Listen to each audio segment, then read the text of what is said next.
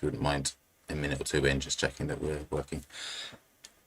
Take it away. Hello and welcome to Emergency Hedge, the show where Dave teaches me how to play Arkham Horror. And Jessica teaches me how to play Netrunner. And which of those two are we doing today, Jessica? Tonight we will be playing Arkham Horror, and I will be playing for the very first time with a Stella Clark deck. It'll be the very first time with any deck that isn't a Guardian. Yeah. It's an evening of a lot of firsts. It's your first time with Stella Clark. It's my first time playing Dexter Drake. It's almost both of our first times playing the Edge of the Earth campaign. As I did have a little dip into this scenario, but I didn't actually finish it. So I think this evening we will go beyond those first baby steps I've taken in it. Beyond the Edge of the Earth. That's my hope. Yeah, I have great hopes for this evening. I think it's going to be awesome. It sounds dangerous, but I'll trust you. I think it's time. We've come so far together. I think we're ready. Would you mind just checking that we are live before we Of course. spend all evening talking to ourselves?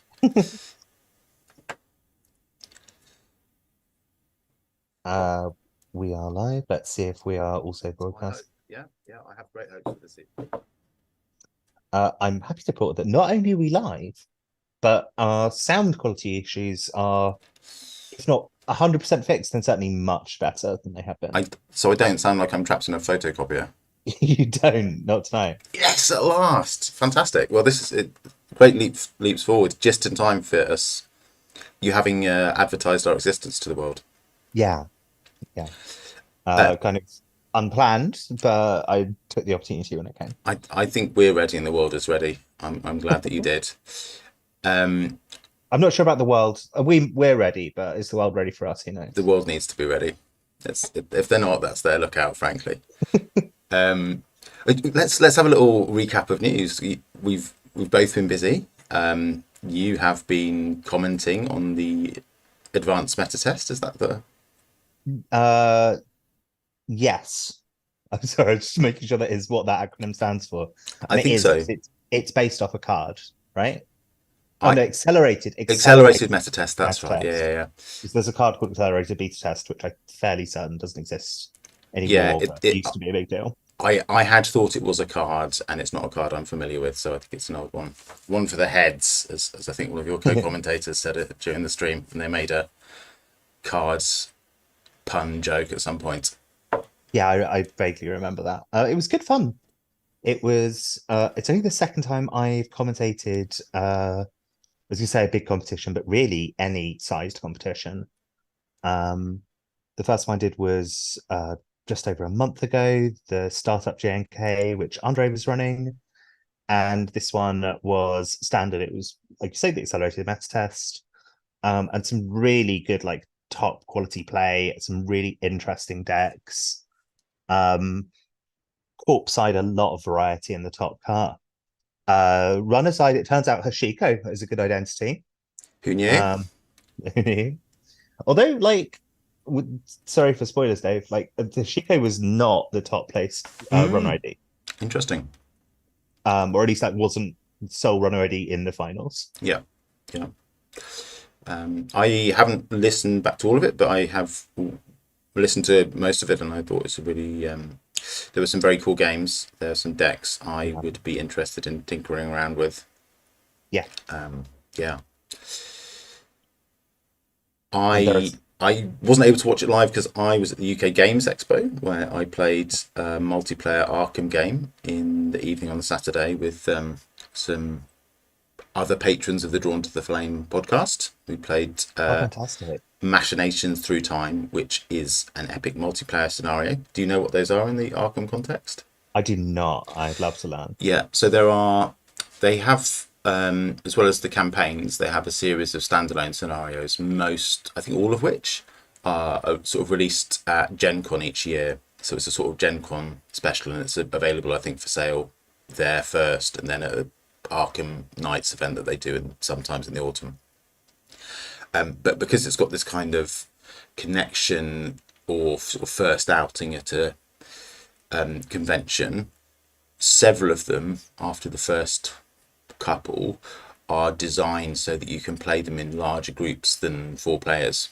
Oh, So cool. they're set up that multiple tables of 1 to 4 players, each with a copy of the scenario, play some sort of joint endeavor together. And some of them are very large. Most of them I haven't played because it's quite hard to get a chance to. This was my second one of the large ones I've played.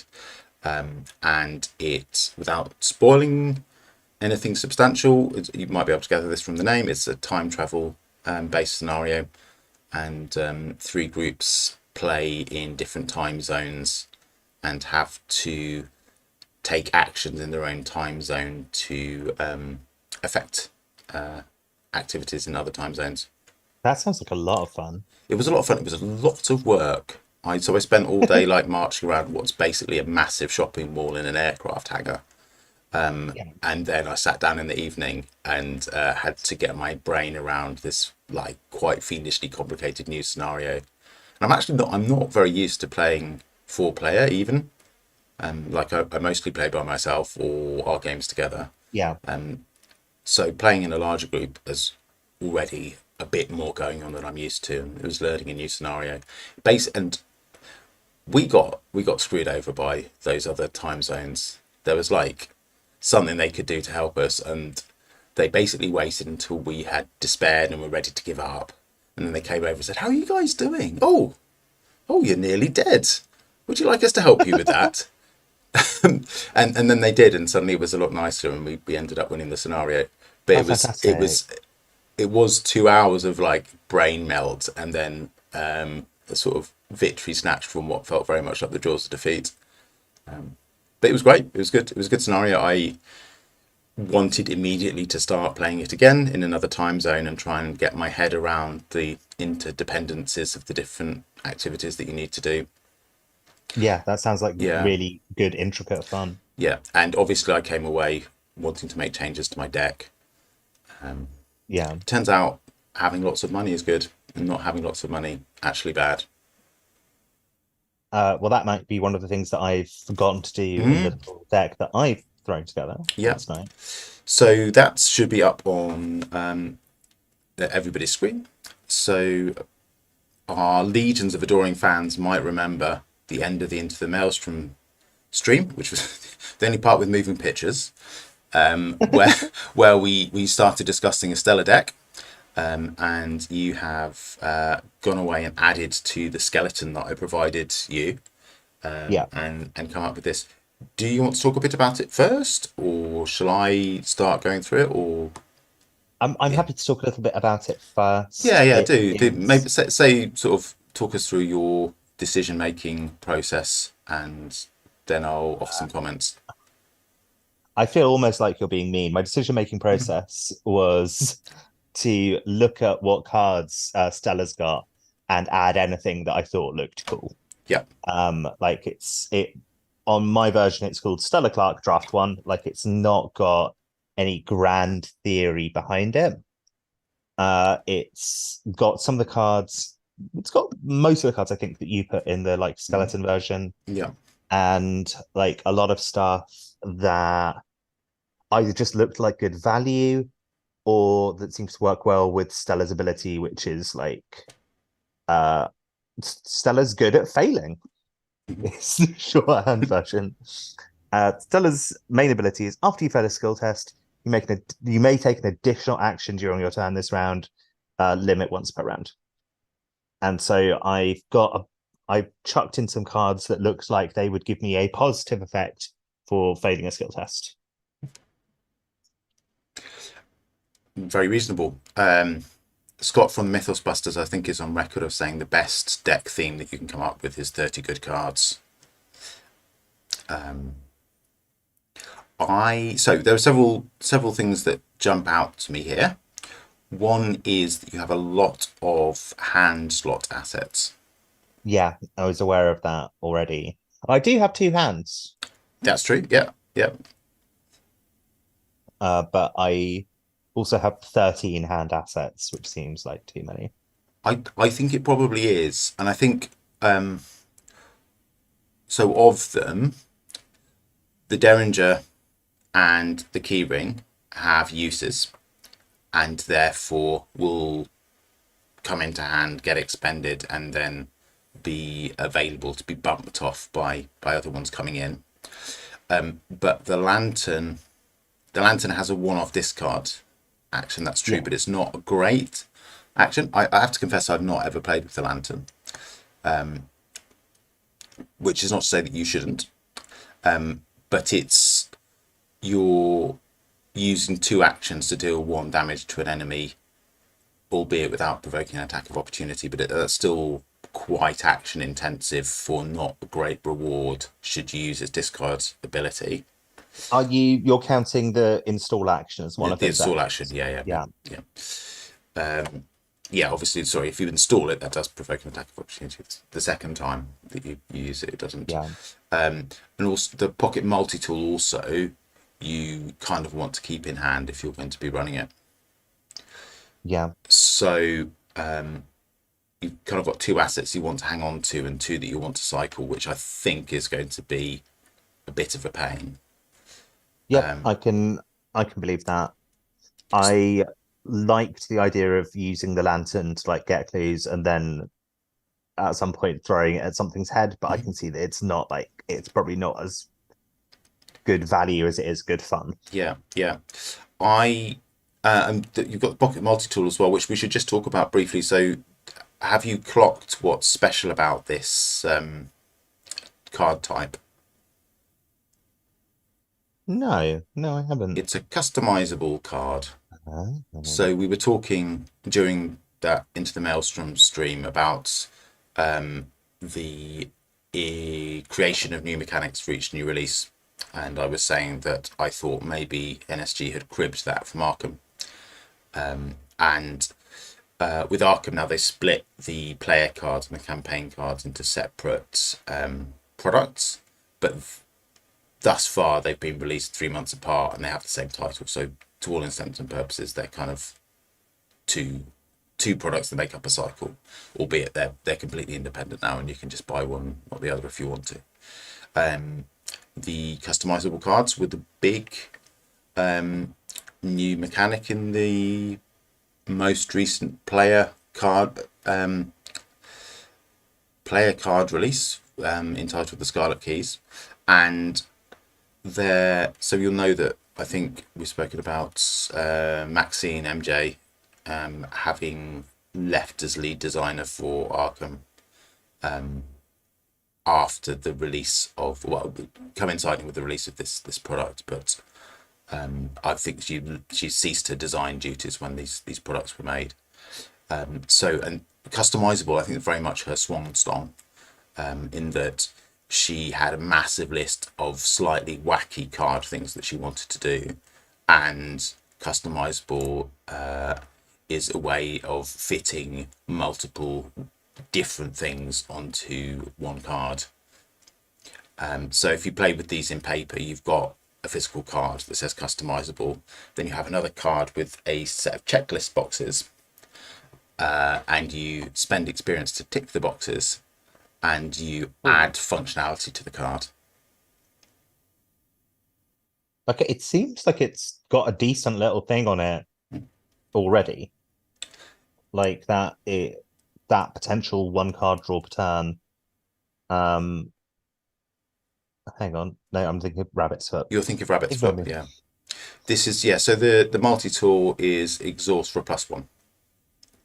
Yeah.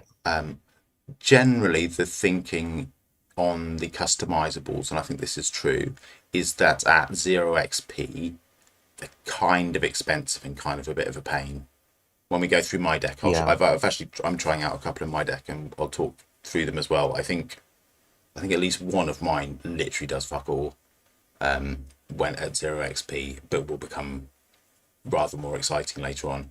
This does a little bit, but it's a little bit overcosted. Okay. At So it might be 0 one to XP. save for later. Well, it kind of, it depends how much you want to play with it. Is the answer. If you do want to play with it, it isn't useless at 0 XP, and if you do want to play with it, you don't really want to build a deck that can't fit it into a hand slot when it needs to.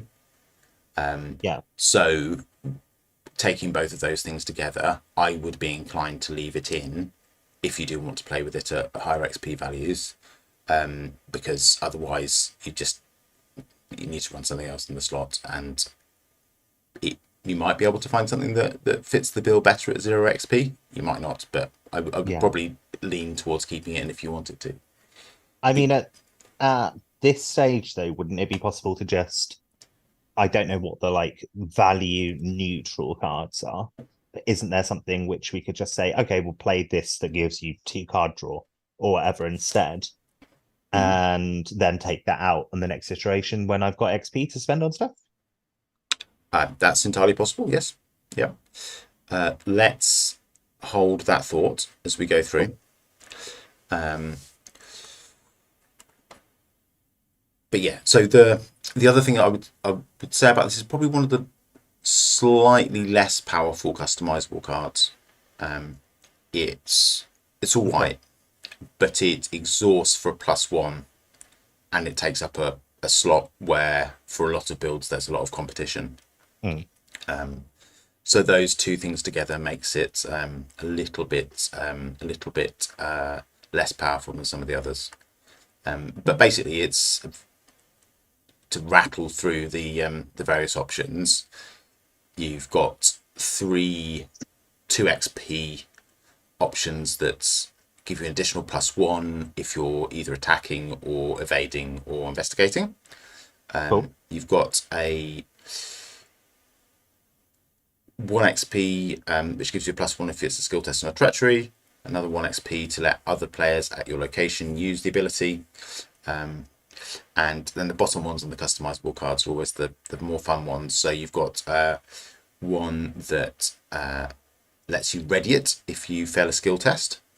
So you can use it multiple times if it doesn't succeed. And the bottom one, the spring loaded, lets you retroactively use the ability when you would fail a skill test. So it's like a lucky Cool. on a stick, basically. Yeah, those all sound really interesting. Yeah. On close inspection, I agree. It's a kind of underwhelming without that sort of stuff. Yeah, like being able to trigger a lucky every turn is pretty cool. It's a +1 rather than a +2 at base, so the lucky is a +2, but being able to repeatedly do it rather than having to have lucky in your hand is obviously balances that out a bit. And if you use some of the middle abilities for the types of things that you're likely to fail on, then you're more it's more likely to be +2 to the to the test. So that's the pocket multi-tool, which is, I like the customizable cards. My chat about them might have indicated that I'm down on them. I'm not. I think they're really cool. One of the things that they are is a 10-minute conversation about single cards. So that's just the nature of the beast. I am interested, and it will be interesting to see as people spend more time with these cards. They've been out since last autumn, I think.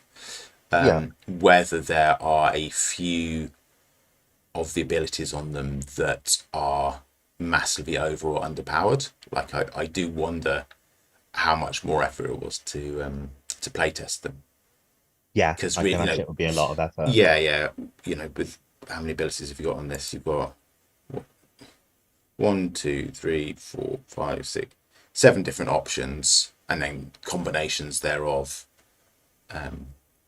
which is just a wild number of different types of pocket multi-tool you can have. And then I think there's 2 or 3 per class, so there's 15 of these things in the release, which is just nuts.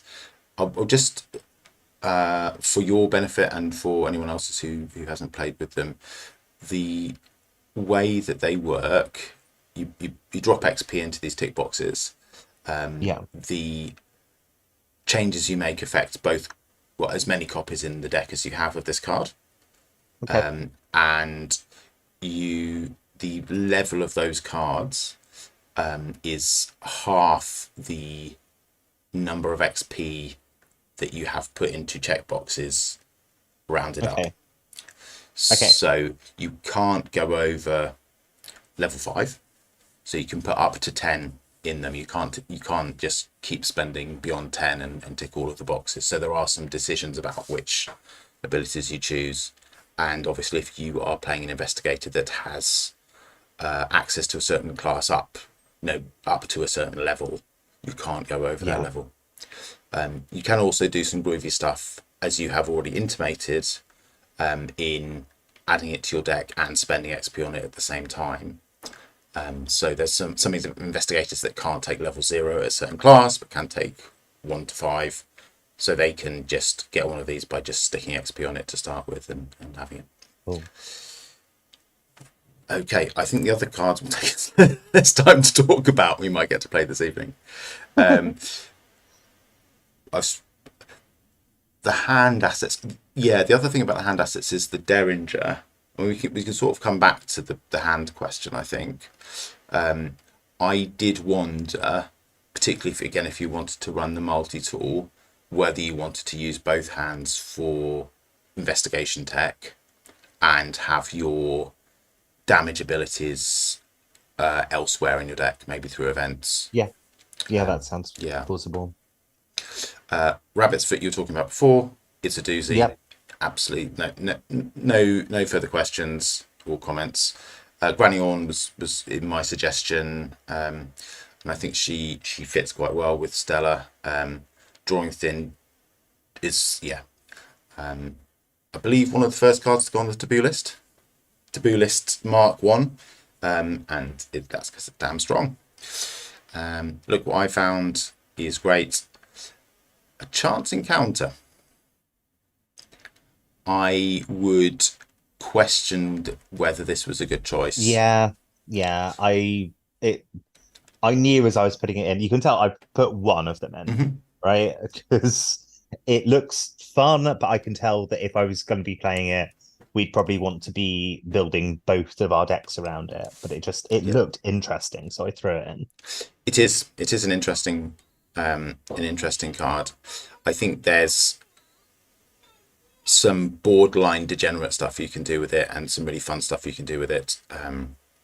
There is a upgraded chance encounter where the ally doesn't get discarded at the end of the round. But yeah, what I would say with it is that I wouldn't include it with allies that you weren't planning to ditch relatively regularly. Yeah. So Granny Orn gives you a static boost and a cool ability if she stays in play. You might want to use a soak and kill her off, but you do have 2 copies of her in the deck. And that's probably, unless something very bad happens to you, that's probably enough. And if it isn't, you want to have her for longer than the end of your turn. So a chance encounter probably isn't really going to do too much for you. Cunning Distraction, an expensive but very effective panic button card. Also just the best theming ever. Like, who doesn't love lobbing a cooked turkey at monsters to get them to eat it and running away? That is a very cunning distraction. It's extremely cunning, isn't it? So yeah, I think that's a great card. I'd say that should be considered alongside your other enemy management options. Personally, I really love having a panic button card in my deck for when I get mobbed by enemies. Stella's 4 evade, so she doesn't need it as much as some other people. Like, if you remember how much fun I had with Norman when enemies got on him and he was with his like 1 evade or something pathetic like that. Like you can with some investigators you can just get really stuck. And I think our first few scenarios of Innsmouth involved me getting stuck quite a lot and you having to come back and help me.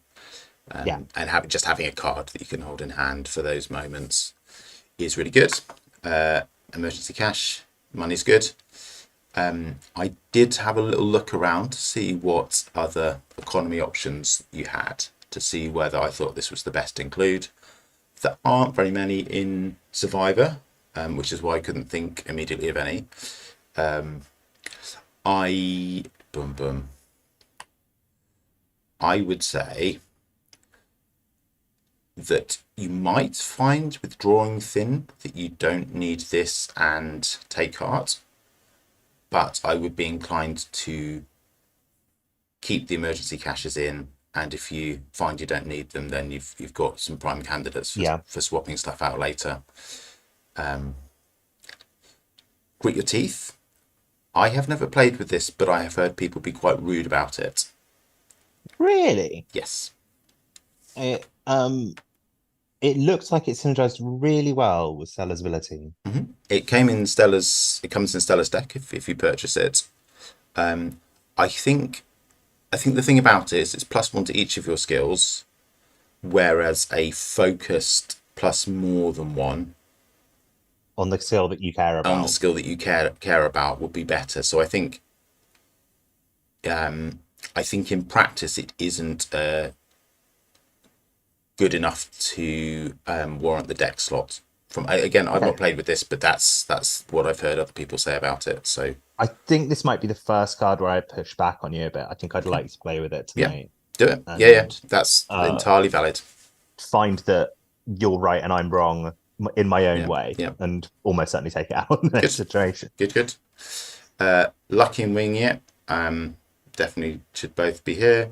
Neither Rain nor Snow is Stella's 3 signature cards. Resourceful. Oh my god, it's so good. And Take Heart is extremely solid. The other.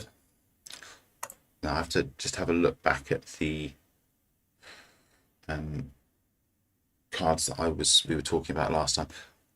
I would, alongside those comments, I would say that last time we talked about possibly having Scavenging in the deck and possibly having Shed a Light in the deck. Run me through what each of those do, if you would. Of course. So Scavenging is a slotless asset that you keep in play, and it has an ability that after you successfully investigate by 2 or more, you can exhaust it, and you can take an item card out of your discard pile and add it to your hand. So at the moment, this deck has quite a lot of items, and mostly the hand slot items. I would say that Scavenging is a good pick for it. I think particularly the old keyring, but also the Derringer, if you are running that, don't have a lot of uses, and they'll go pretty quickly. The old keyring even discards itself when it's out of uses, so you don't even need to worry about playing something on top of it. You can use it. Excellent. And then you can scavenge it back. Obviously with Stella, you're not going to be succeeding by 2 every time, but on the general balance of things, you probably will get lucky enough times for this to be worthwhile. And then Shed a Light is a fast event that you play if you are investigating and the difficulty of the test is 0. Okay. And it makes the test automatically succeed. You don't draw any chaos tokens, and lots of clues fall on your head. That sounds very good. Yes, I would say that at the moment you don't have many things that synergize it with it in the deck. Yeah. The keyring, I think, is the only shroud reduction tech that you've got at the moment. So I would say I would be less vociferous about encouraging you to put it in there. So for Shed a Light to fire, you'd need to be investigating a location that's a 2 shroud and use a charge off your keyring. Unless I had the lantern. Unless you have the lantern. Yes, I'm so sorry. Talking ourselves out of the lantern. Although, hang on, they don't stack though, unfortunately. They don't stack. Yeah. Okay, that makes sense. I think that was all of my feedback. You were asking about neutral cards. Well, I my suspicion is that there are a number of value neutral cards that I may even have played last time and have forgotten Hmm. about. Yep. I remember Emergency Cache because our channel is half named after it. Hmm. But I can't remember if there's like the equivalent of Diesel Yep. in this game. Diesel from Netrunner, which just draws you three cards or Hmm. whatever. Uh, and I suspected there was probably some stuff like that like every deck runs as many as they can of these Yep. type stuff. So the neutral cards in general are slightly overcosted to compensate from the fact that everyone can take Mhm. them. So you haven't missed out loads on not digging through them and picking stuff out. There are a few that are decent and see a fair amount of play. There's quite a lot of stuff that stays mostly in the binder or is pretty situational. I think I've got all of them up. The ones I would highlight are the backpack, Okay. which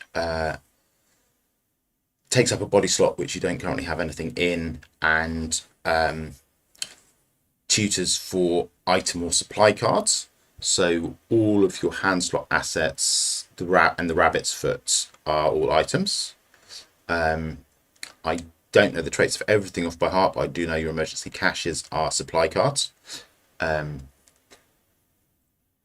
Yeah, so this if you keep you keep this deck having lots of items in, which it does at the moment, then backpack might be worth considering. Flashlight is another hand asset that's really good Yeah. for investigating and knocks two shroud off when you investigate. Doesn't stack with the other shroud reduction tech that you have, but I would probably run this over the lantern. Cool. It Because I would probably run all of these with scavenging. So the fact that it has limited uses, which is in a deck that wasn't using scavenging, is its drawback versus the lantern. The fact that you can recur it and it's -2 rather than -1, I think gives it the edge. But I can't throw it at an enemy. That's what we're Well, missing here, Dave. I I mean, if that's really your concern here, Jessica, there Look, there are there things that I is. like to do in games. Yeah. I like to play Revolver in Netrunner when I can, for the same Mhm. reason. Yeah. You eventually get to throw it at your opponent. Well, take heart, Jessica, because I would like to tell you about my friend Act of Desperation. Okay. This Survivor event, tactic and gambit traded, cost 0. As an additional cost to play Act of Desperation, choose and discard an item asset that takes up at least one hand slot from your hand or play area. Fight, you get +X and deal +1 damage for this attack, where X is the chosen asset's printed resource cost.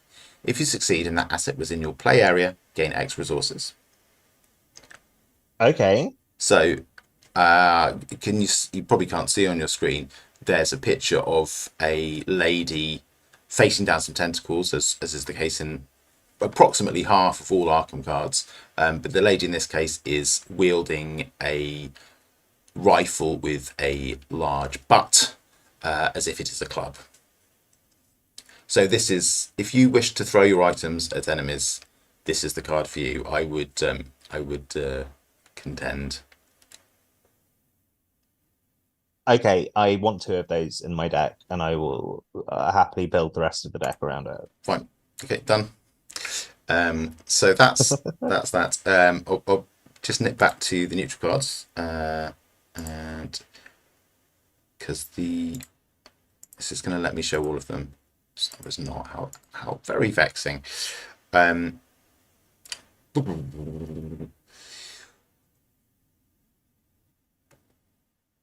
many of the things that you've currently got on here are tools? Not the Derringer, but yes, the lantern, the keyring, and the multi-tool.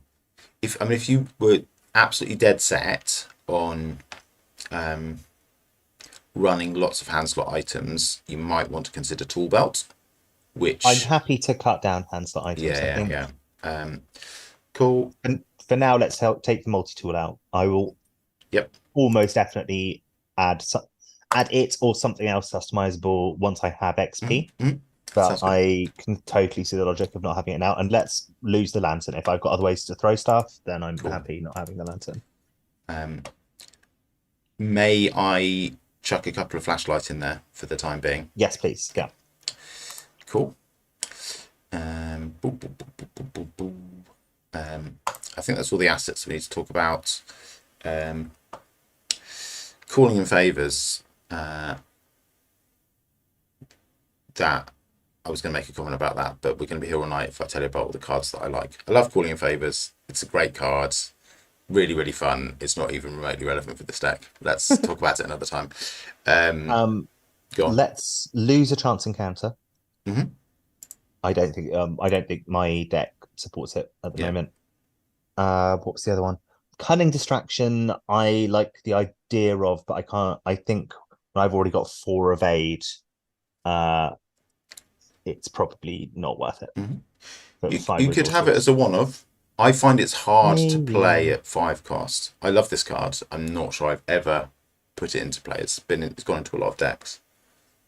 I'd be happy to lose it completely if like it feels like we've got other options for deck slots. I mean, this is all foreshadowing for when I'm going to be surrounded by like 6 monsters at the same time. Let's just look at the skills, because the skills are I think almost certainly the neutral skills are probably the neutral cards that see the most play. So there are 2 cycles of neutral skills. The desperate ones, which don't need to detain us here because you've got really good high sanity, and then the cantrip cycle, which are core set staples. So you've got guts, which all of them commit for 2 icons of the relevant skill and maximum committed per test, and if the test is successful you draw a card. So you've got guts for willpower, you've got overpower for combat, you've got perception for intellect, and you have got manual dexterity, which I just went past, for agility. Well, yeah. Perception seems the obvious choice because that's sure. my lowest. Yeah. That brings us back up to 30. Was there anything else where we were like, that's not a good include? The last one I would just flag up, which isn't a cantrip, is the Unexpected Courage, which is your +2 wild. Okay. But that doesn't draw me a card.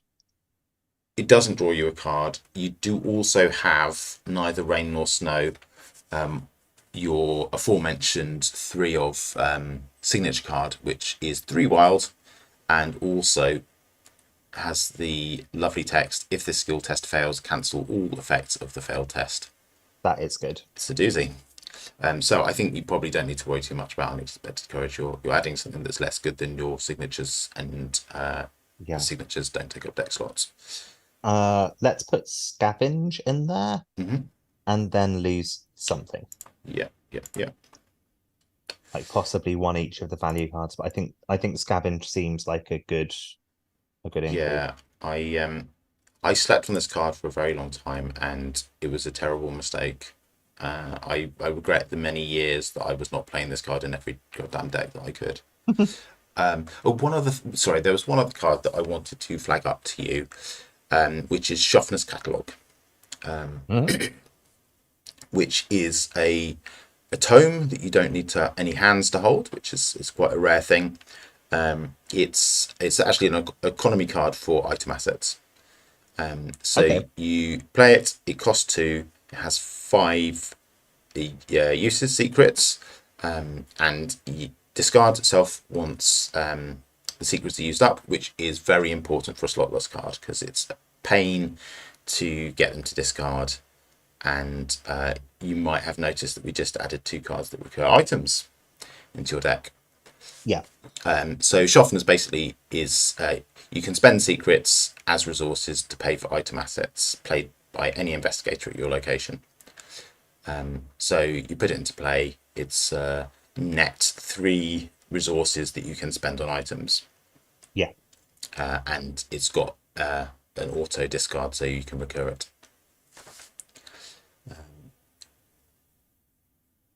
That does seem good. I think probably not for this iteration of the deck, just Yeah. because we're over slots already. What do we want to lose, do you think? That's a good question. And is there anything that would be vital to include at this point before we start? I think Okay. I think we've spoken about everything that I felt that was the case for. I So I regret to inform you that if you ask me which cards should be dropped from this deck, you know my answer. is it the one that lets me throw stuff? No, it's not. No, Okay, no. then I would that's never. fine. Grit your teeth would be my response. Remind me what Grit Your Teeth does. That's the plus one. It's the one that you pushed back on me with about. Okay. Um,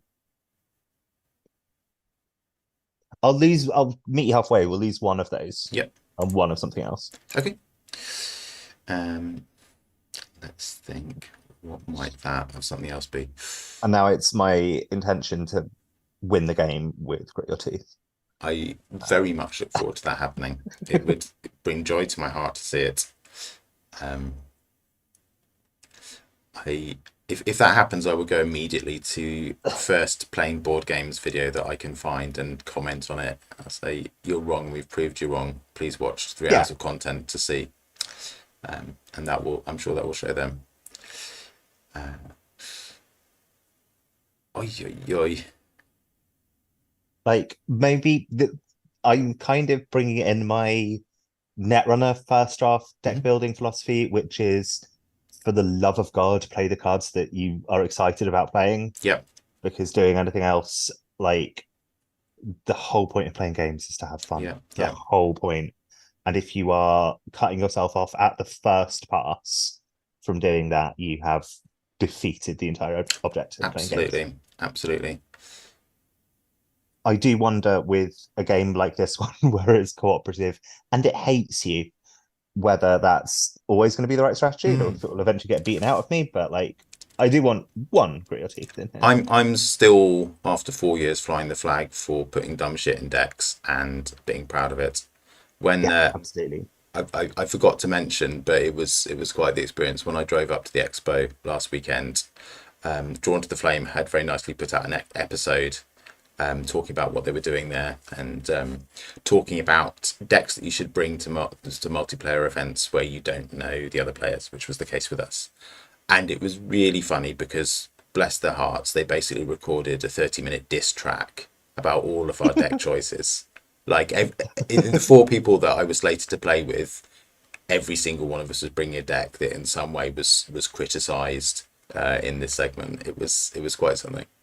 But yeah. See, I've been thinking recently that like I think this would be impossible to do in real life, but I would love it if there was some sort of tournament format where you got 1 point, you get 3 points for a win, 0 for a loss, but you got 1 point if at some point during the game your opponent had to stop and read the card that you have got in your deck to be like, I'm sorry, what does that do? Like I think that would be amazing. Didn't that happen on stream? Didn't Bara and Wu write reading in capitals at one point when I couldn't even pick up what the deck was. It was like a tech card for a tech card about planting plants. Yeah, replanting. That was the card. Are you able to tell me what it did? Because I was mystified. So it was a Ag Infusion, Loki Ag Infusion, which is a big deck at the moment that like is very powerful, but nobody enjoys playing, either playing or playing against. And it dies. Basically, you get this card, this piece of ice, Loki, and you res it in front of a Trieste model Bioroids, so it cannot be broken using runner card abilities. And Trias Model Bioroids has been kind of designed around the idea that you can, of course, break Bioroids with clicks, but Yep. Loki is the one that you can't break with clicks, Mhm. which usually wouldn't matter because it would usually just end the run. But you're playing as Ag Infusion, so Ag Infusion is like able to smash you into it, and it gains all of the subroutines of some other piece of ice, and it's horrible and evil. But all of this gets switched off if you play Hush onto Mhm. Loki. Mhm. And the idea with replanting is that you can bring Loki back into hand, thereby trashing the Hush, and then immediately put it back where you Ah, want it to be. It does slightly more than that, but like that's the main reason gotcha. it's in the deck, and Gotcha. it's useful in this like incredibly edge case, but it's worth it to make this evil deck work. Thank you for the explanation. I completely Later. agree with you. I think, wasn't there also a Netrunner tournament recently where there was a special prize for the first person who came with was it Acme, the neutral corp, a neutral corp. It was one of the neutral decks. There was the highest place neutral, one of the neutral decks, IDs, I should say. Um, I remember there was a prize for like the person who came highest with the least played ID Mm. in a recent tournament. I don't know if that's what you're talking about. I don't know what I'm talking about, so that makes two of us. Let's move on. Yeah, let's move on. Um, I, I, I mean, cutting card 31 is always an agonising decision, It and feels like it's perception to me. Like I don't it's nice, but it's mainly there to draw a different card. So like I really don't mind losing one of them. okay, let's do that. Yeah, I think I was partly struggling because my suggestions were all going to be cards that you really want to take, and we've just spent 5 minutes explaining to each other vociferously that you should take them. So, Yeah. okay, um, Okay. Are what should we we call this deck, Jessica? That's our next decision point. um task failed successfully. Yeah. I am going to very quickly go and get some water if that's okay. Oh, that's more than okay. Be back in about 90 seconds, I would guess. Okay, well, I will treat our thousands of adoring fans to the spectacle of me trying to use Tabletop Simulator and loading up some decks. And then when you come back, we can talk about my deck, which is not here. Okay. Where's my deck? It's not here, it's not here, it's not here. It's there. Right, so let's get OBS to look at Tabletop Simulator instead of Firefox. Like so. And then we can start loading up the decks.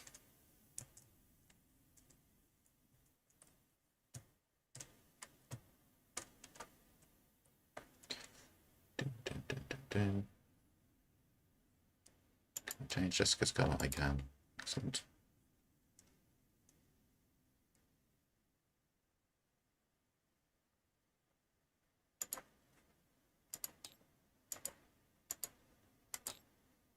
Oh, looks like I can't change Jessica's colour. That's a shame. No, it doesn't want me to. Fine. We'll deal with that when she comes back. So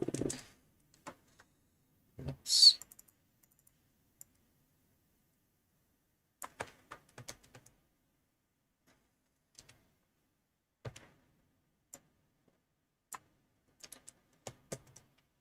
see whether I can cut and paste. Your wonders never cease. Okay, there's one. And here is another. Okay. Boom.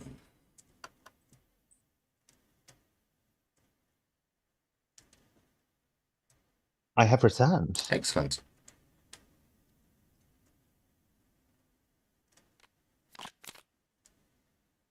Oh look, looks like I can give you a colour. Let's make you orange. Okay. Are you in TTS? I am. Cool. Looks like we might both have decks in front of us. So that's good. Still loading for me, Okay. but it will be done soon. While that's happening, let's talk through my deck. Just pop Back up on screen for folks. There we go. Can you see it, Jessica? In the screen sharing. Yes, I can. Okay. So this is a Dexter Drake deck that I have put together.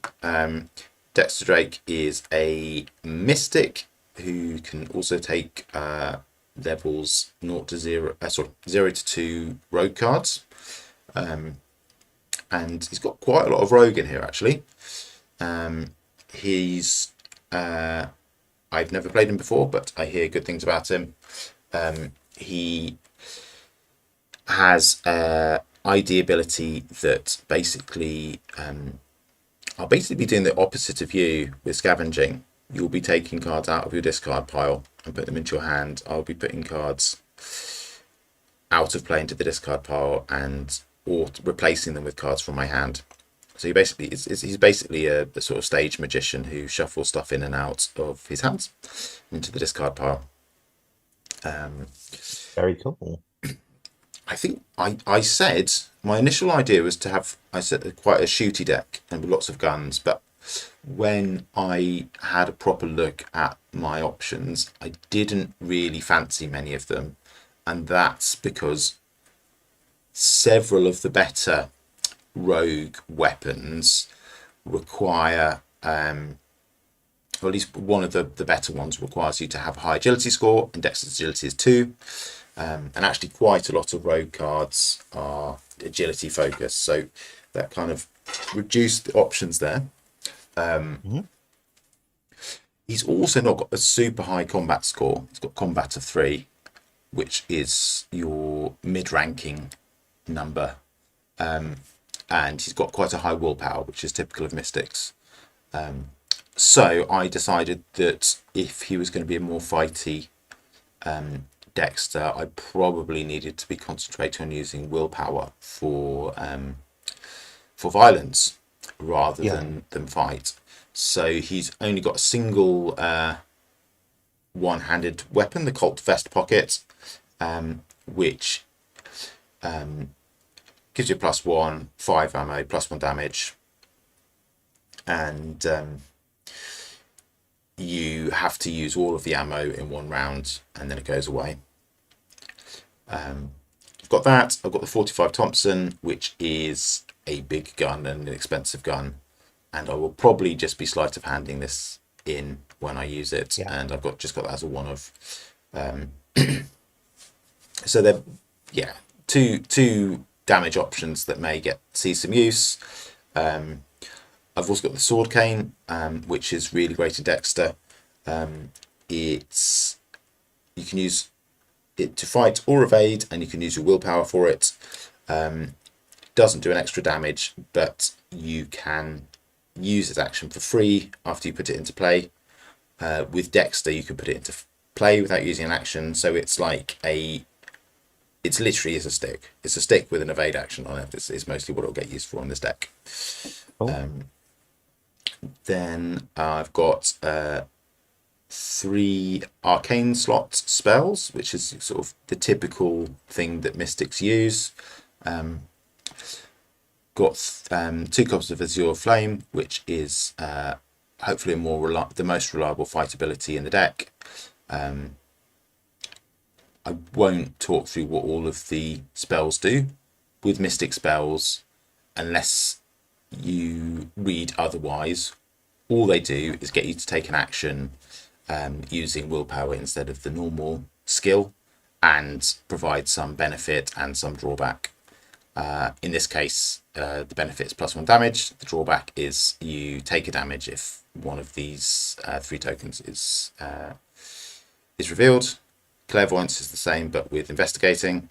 Mists of Relia is basically the same, but with evading. I've got 2 copies of Lucky Cigarette Case because it's an incredible card. This is the passive draw for the deck. Everybody loves this card except for the other accessory items in the rogue class who are just outside in the cold, because the Lucky Cigarette Case is there and hanging around the neck of every investigator. If it's succeed by 2 or more, exhaust it and draw a card. Now Molly, and we need to talk about a weird little thing about Dexter. So Dexter is one of the novella investigators. There Okay. were a number of investigators who were released ahead of their main release with a little book that you could buy, and it meant that you could play the investigator early. You could have a little read about them and a little read the story about them, and they had some alternate signature cards. And now that those investigators have been released, you can choose whether to play with the alternate signature and weakness, or the main signature and weakness, or both. It's probably a bad idea, but I'm currently running both in this deck, and we'll see how we get on with it. Molly is the replacement signature, and she comes into play and she tutors cards of a named trait, and then she probably dies because she takes a horror every time. I've got one of the Blood Pact, which you can put Doom on to boost your willpower or fight. These are the 2 skills that Dexter is interested in. Putting Doom on cards for benefit is one of the Mystic class's little mechanics that it uses and no one else really wants to touch. Lots to say about the design of that, but it will take all evening, so we'll maybe come back Yeah. to that another time. For the purposes of today, I'm running the level 0 version because it can leave play, and Dexter's ability will allow me to put this into play, chuck loads of Doom on it, and then get rid of it again before the Doom ruins our game and our day. Hopefully. Cool. Cold Scraps. This is the Dexter's main weakness. It does reductions to your willpower and forces you to use Dexter's ability on it. Showmanship is Dexter's main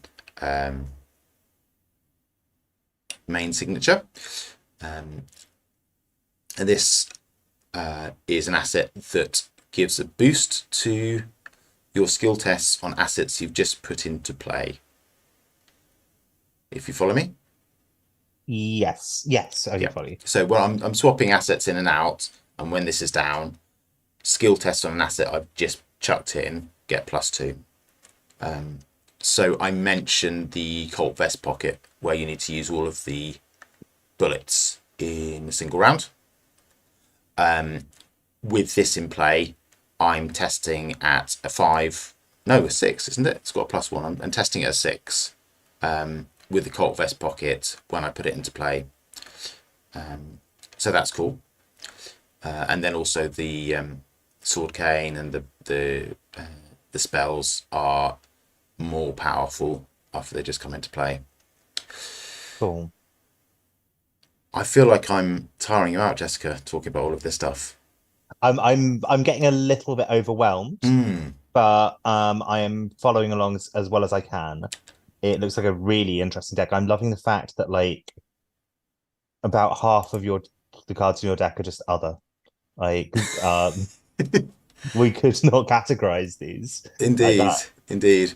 Do you think it's good content? I think it's probably all right content. Yeah. Cool. Let's go to the most other of all the cards in my deck, which is this little chap, the Summon Servitor. This is the first of the 2 customizable cards I got in the deck. And this is just some crazy shit.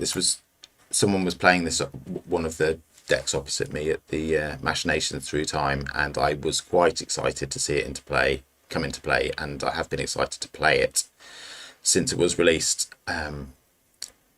So it's basically, I mean, you can see on I don't even know how to describe that object that we're looking at in the art, but it's basically a massive monster familiar that you put on the board and it goes around doing stuff for you. Cool. I think I mentioned that some of the customizable cards do literally nothing when, when they first come into play. And this chap is a prime example. If I play this in before I've upgraded it, all it does is discard another asset and then goes on the board and just moves around by itself, looking pretty and doing nothing else at all. Does it have soak at least, or is it just No, no, literally no, no, no, nothing? no, no, no, no, no, no. That's not the way of customizable cards. No, no, no, no, no. It will do something good once I've spent some precious XP on it. And Cool. indeed, the first of the options is to give it 3 soak. But basically you can get it to start moving around and taking actions for you. So it gets a free action to do things, or more if you dump loads of XP on it. So That sounds like a lot of fun. Shall we talk about it more when we're putting XP into it? yeah, yeah. That will just say that I call this a puppet show deck because of this and the other customizable card. The hope Which and looks to be power word. power word indeed. The hope is that this is a deck that I've kind of been dreaming of, and I think Maxine probably was through a lot of the game of mystics, like a mystic archetype that manipulates enemies, being a viable deck. We will see We'll whether see. with these 2 cards that is a thing or whether it's not at all. Going through the remaining cards, we've got Ethereal Slip, which is an event that lets you swap places with an enemy. Got Faustian Bargain, which for the low price of 2 curse tokens gives us lots of money. Kick in the Hornet's Nest, which allows me to bring an enemy into play and then get a clue and some resources. We'll see whether that turns out to be a good thing to do or not.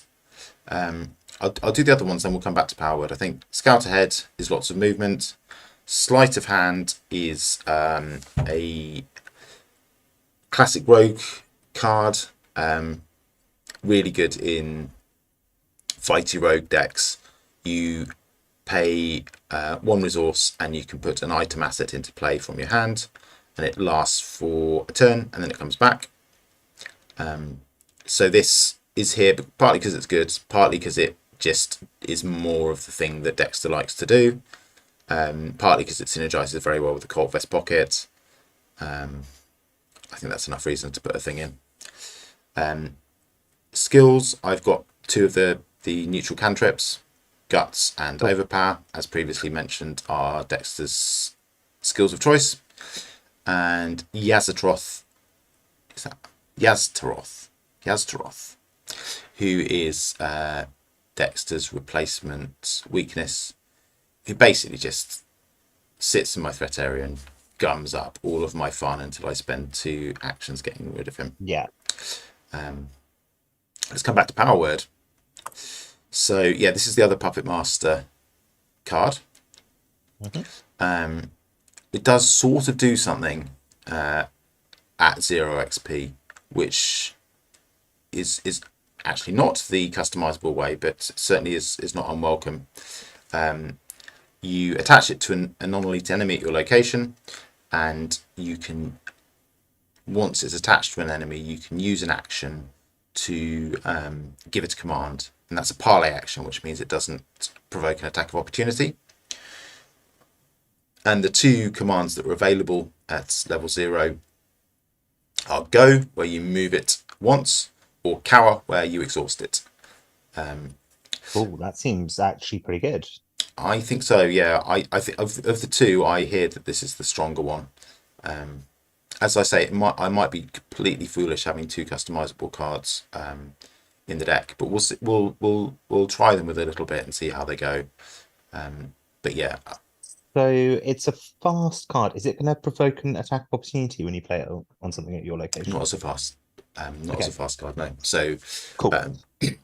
as a general rule of thumb, if it costs an action, then you get an attack of opportunity unless it's one of the 4 special types of action. But if it doesn't cost an action, then you do get an attack of opportunity.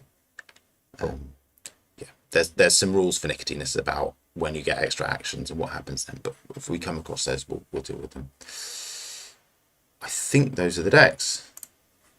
Outstanding. Shall we Play. play Arkham? Well, Jessica, yes, we shall. We shall, and we shall play Edge of the Earth. I regret to I'm inform excited.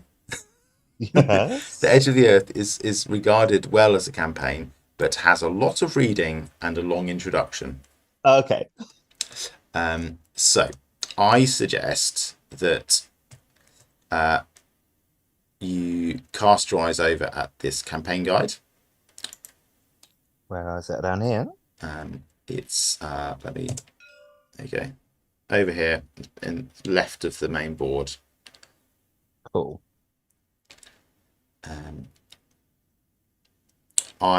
Let's look at it together. I will just rattle through the special rules that we need to be aware of. Sure. There's checkpoints. Basically, Edge of the Earth's got several really large scenarios that are in parts. And when you reach a checkpoint in the scenario, you can treat it as the end of the scenario. And it's got some special rules that you need to follow to pack the scenario down and pack it up again. Or you could just keep playing. So that's those. There's frost tokens. These are horrible. They go in the chaos bag. If you reveal 1, it's a -1. If you reveal 2, it's an automatic failure. Okay. Sorry, it's -1 and reveal another token, I should say. Okay, cool. Yeah. Is that everything to say about these? You can have up to 8 in the bag.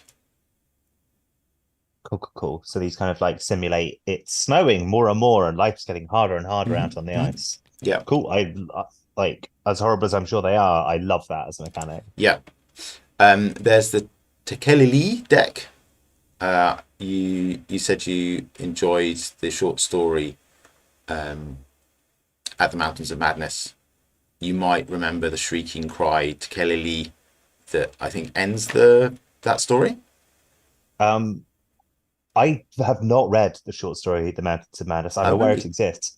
I've enjoyed, the reason I said we should play this is because I enjoyed the film The Thing. Which right. Okay, yeah. I don't even know what to say about Tekelili. It's not explained. It's one of these weird little things in Lovecraft where I don't think he's a great writer, but I think sometimes he has an ear for weird things that become iconic. So Tekelili is just like a noise that an undescribable horror makes as the protagonists get the fuck out of Antarctica. I have disconnected from the server. I know, that's a shame. Let's get you back in again. Yeah, invite me back in. I'll come join you. It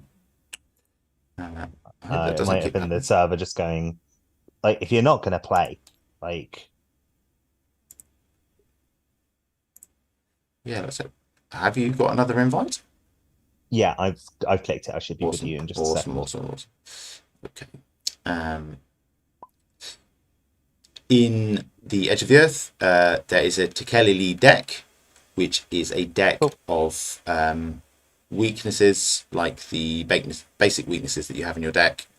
Various game effects will make you add them to your deck, and it's a face down deck, and at some point you'll find something bad happens to you because you put one of these in your deck. Last is the partners. I like this mechanic a lot. This is like the sort of buddy movie vibe of this campaign. There are a series of characters, all ally assets, who have got the partner keyword, and you can choose at the start of each scenario, I guess after each checkpoint, to which partner you're bringing with you, and they come into play and you get their special ability. But cool. It intimates that if something bad happens to them, it will not be in your favour. Yeah. If a partner asset is defeated, remove it from the game, then cross off that character's name in the expedition team section of campaign log. So, like, I think part of the vibe of this campaign is that we've got all these guys along with us and we have to try very hard not to kill them all off, which is Yeah, significantly different from how you normally treat allies in Arkham Horror card game, the living card game. absolutely. Generally, you might be sad if they die, but like you'd much rather they died than you do. I remember one of the things that first sold me on this game was the very first time we played it, and you being like, "You can just feed that cop to that monster, and it'll get you out of this situation." I was like, "Yes, Yeah, this is everything I want from my gaming experience." yeah, yeah. It's a very important thing to do and liberate yourself. Yeah, don't do that with the partners. Is my suggestion. Yeah, Yeah, you can load them up with damage and horror, but if you can avoid killing them off, that's probably a good thing. They can't leave play apart from being defeated. Oh, damage and horror is carried over. So I guess there's also an aspect that we want to spread out the damage and horror around the group rather than yeah, bringing a partner who is already having a bad day with us yeah. on a scenario and risk killing them off. Cool. That's the rules. Let's proceed with the story. And what Would you I like would, me to? I would like you to, and what I would suggest is if you do that, I will set up the scenario by pressing buttons while you do, and our thousands of adoring fans will hear you reading, and they will see me setting up. But I think that will probably be a better experience than us doing them in series. Yeah, I agree. Cool. Okay, time to practice my theatrics. I am forced into speech because men of science have refused to follow my advice without knowing why. It is altogether against my will that I tell my reasons for opposing this contemplated invasion of the Antarctic, with its vast fossil hunt and its wholesale boring and melting of the ancient ice cap. And I am the more reluctant because my warning may be in vain. Doubt of the real facts, as I must reveal them, is inevitable. Yet if I suppressed what will seem extravagant and incredible, there would be nothing left. H.P. Lovecraft at the Mountains of Madness. Prologue 1. You understand now, yes? Why this expedition must be stopped? Professor William Dyer sits across from you at his office desk. A wealth of academic papers and scientific journals lies sprawled between you, including Dyer's own lengthy account of his journey to the Antarctic. Up until the publication of the revised report, the alleged truth, the university's last expedition to Antarctica yielded very little in the way of scientific discoveries.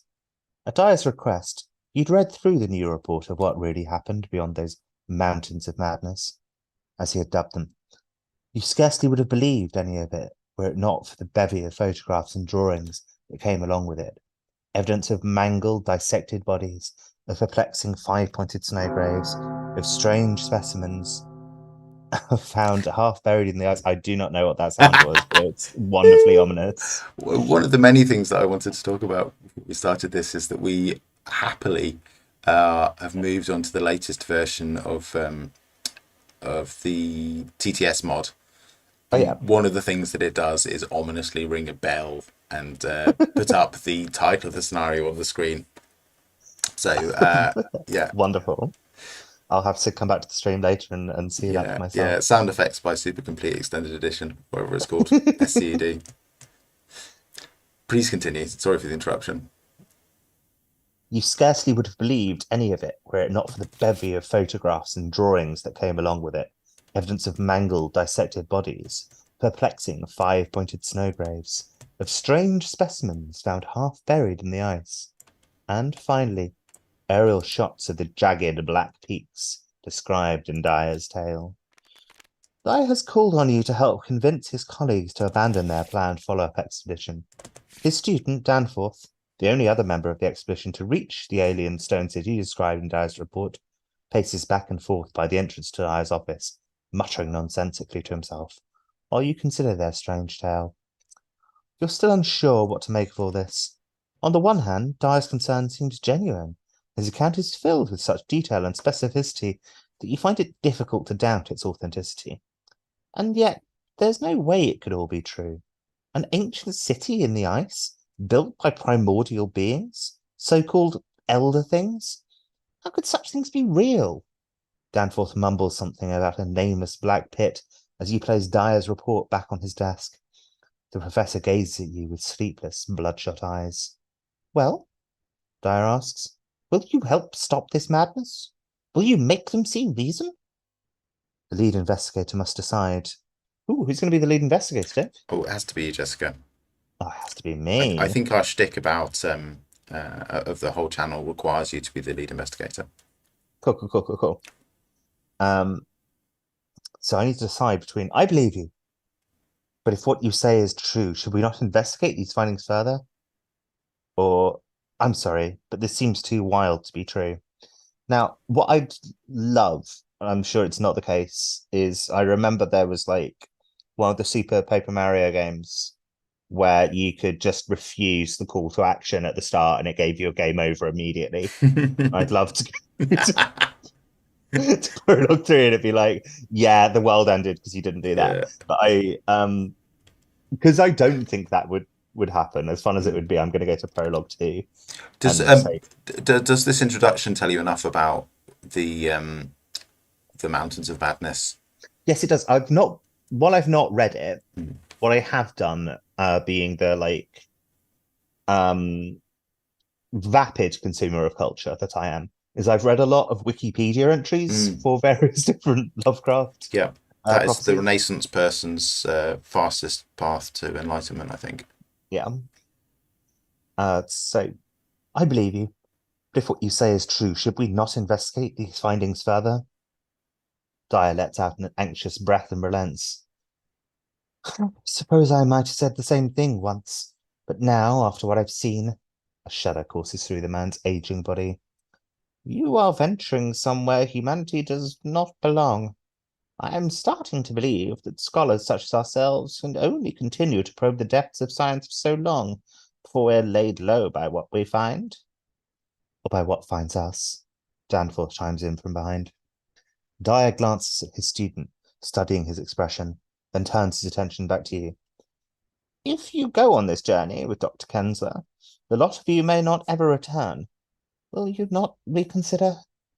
You explain that while there is surely significant danger in your expedition, Dr. Amy Kensler, the scientist leading the new trek to Antarctica, has taken precautions to ensure it does not meet the same end as Dyer's. More importantly, it is the only way to understand the threats that they encountered, and the only way to prepare if such threats are unearthed by other, less cautious scientists. Yes, yeah, I confess I had the same worry, he replies. We are unlikely to convince the greater scientific community. I'm afraid. Perhaps it would be better to return and learn more about what we saw. Danforth nods. I agree. How do we know what we saw is anything more than the overactive imaginations of two explorers with a queer fascination for the bizarre and the macabre, of doctorated journeys? Dyer's eyes narrow at his student. The knowledge reflected in his dark eyes chills you to your core. You say such things, and yet I dare say you did not see what I saw. The student scoffs. You're not the one who glimpsed that mirage at the edge of the mountainside. I'm not referring to the mirage, Danforth. I am not referring to the mirage, Danforth. I'm referring to what I saw in you, Dyer retorts. The things you said on that airplane. The look on your face. I'll never forget. Silence pervades the room as Danforth returns to his corner to languish in his own doubt. Dyer pleads with you.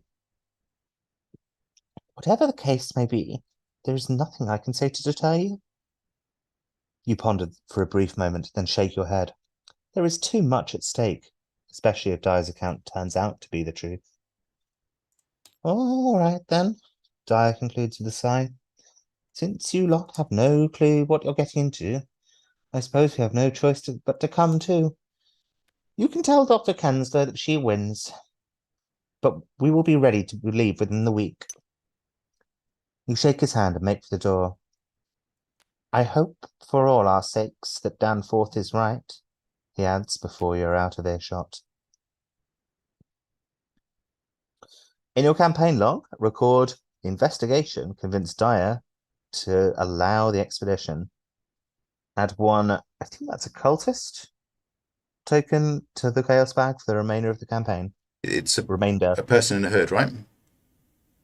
Yeah. Yep, cool. I will do that in just a moment.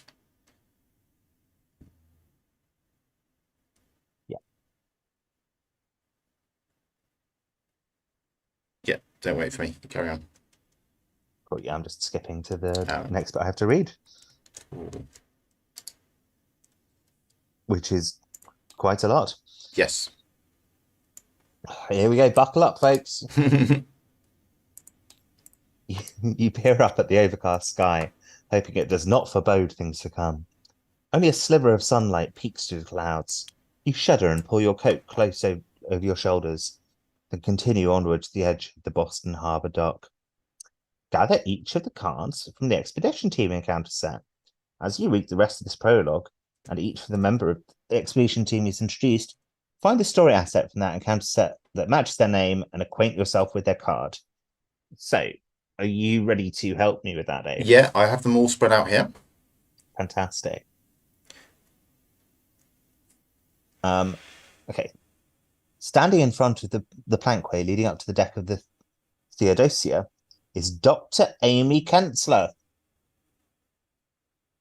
Dave. Yes. I'll read out the best of her thing, and then I guess we'll look at her card. Shall I? I'll move her out, and then you can look at her easily as well as reading. Sure. A professor of biology at Miskatonic University, the no-nonsense scientist has been a fixture of the university's sciences department for over a decade. Without so much as peering up from her clipboard, he crosses off your name as you approach. Good of you to make it on time, Mr. Sorry. Good of you to make it on time. Mr. Ellsworth here will take your luggage aboard. Oh, I will I? The man standing next to her replies with a chuckle. He offers you his hand in introduction, and you shake it. Roald Ellsworth at your service. By way of introduction, Dr. Kensler explains, Mr. Ellsworth has been on over a dozen expeditions and comes highly recommended. I'm sure his expertise will be invaluable in the weeks to come. Ellsworth rolls his eyes. His expertise, yes, and his willingness to be used as manual labour. He adds with a chuckle as he hefts your language and takes up the plankway. I apologize, by the way. As I discover more about these characters, my voices for them will become more appropriate. They all just start off as like a bit posh. That's fine. That's fine. Because it's really hard to do this many different voices. So yeah. Come on, Ellsworth! Shouts another voice from inside the ship. A gruff-looking man with a thick brown beard emerges, motioning for Ellsworth to hurry. We got a ton of work to get done before we embark. A little busy, Cookie, Ellsworth shouts back in reply. Then he turns back to you and remarks over his shoulder. Don't mind him. Cookie's a bit of an intense fellow, but he's all right. I would just say that Cookie does have a very intense beard. Cool. I look forward to seeing it.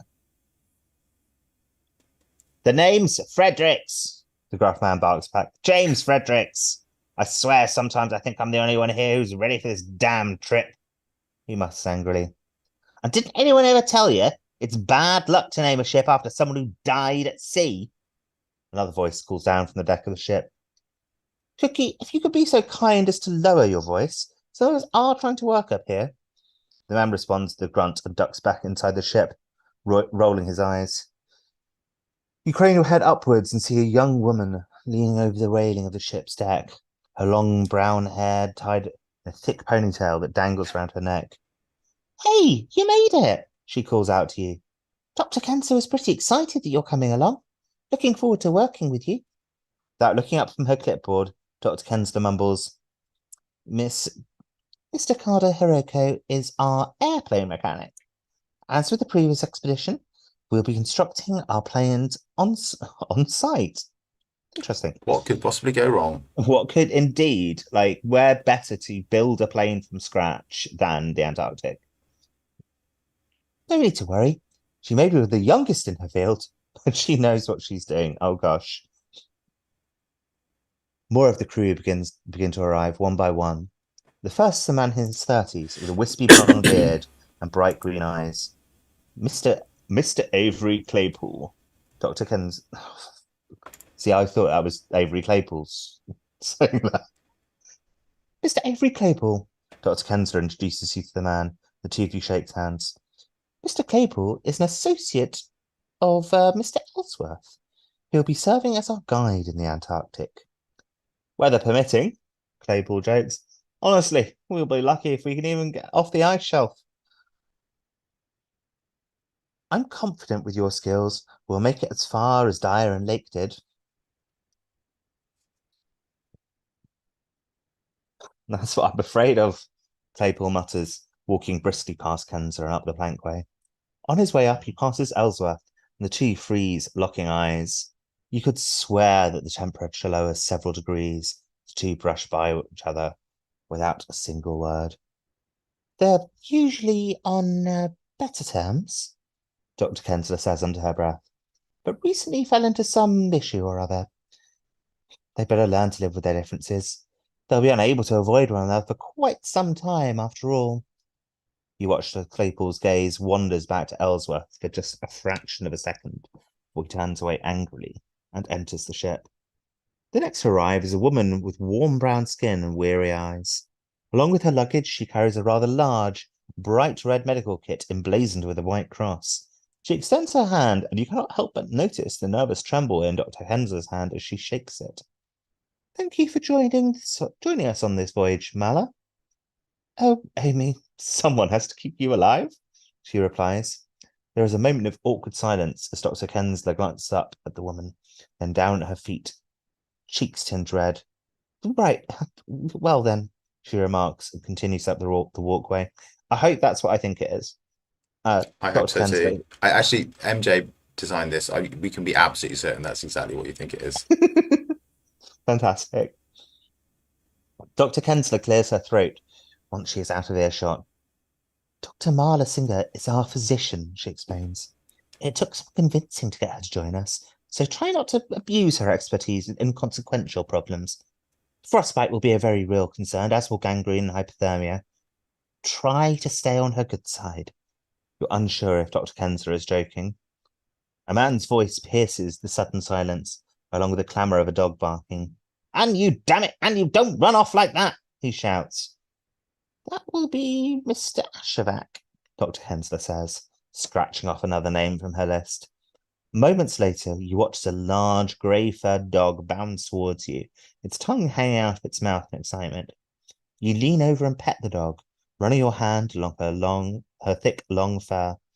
The man finally catches up to the dog, coughing with effort. Anya, come on, I thought I trained you better than this, he says, catching his breath. Elia Ashevak is our dog handler, Dr. Kenster interjects. He's in charge of taking care of the 44 sledge dogs we're bringing along with us, not to mention their feeding and training. And you here makes 45, he corrects her before turning to shake your hand. Also, we'll be holed up on this ship for a while, so let's drop the formalities. Just Elias, fine.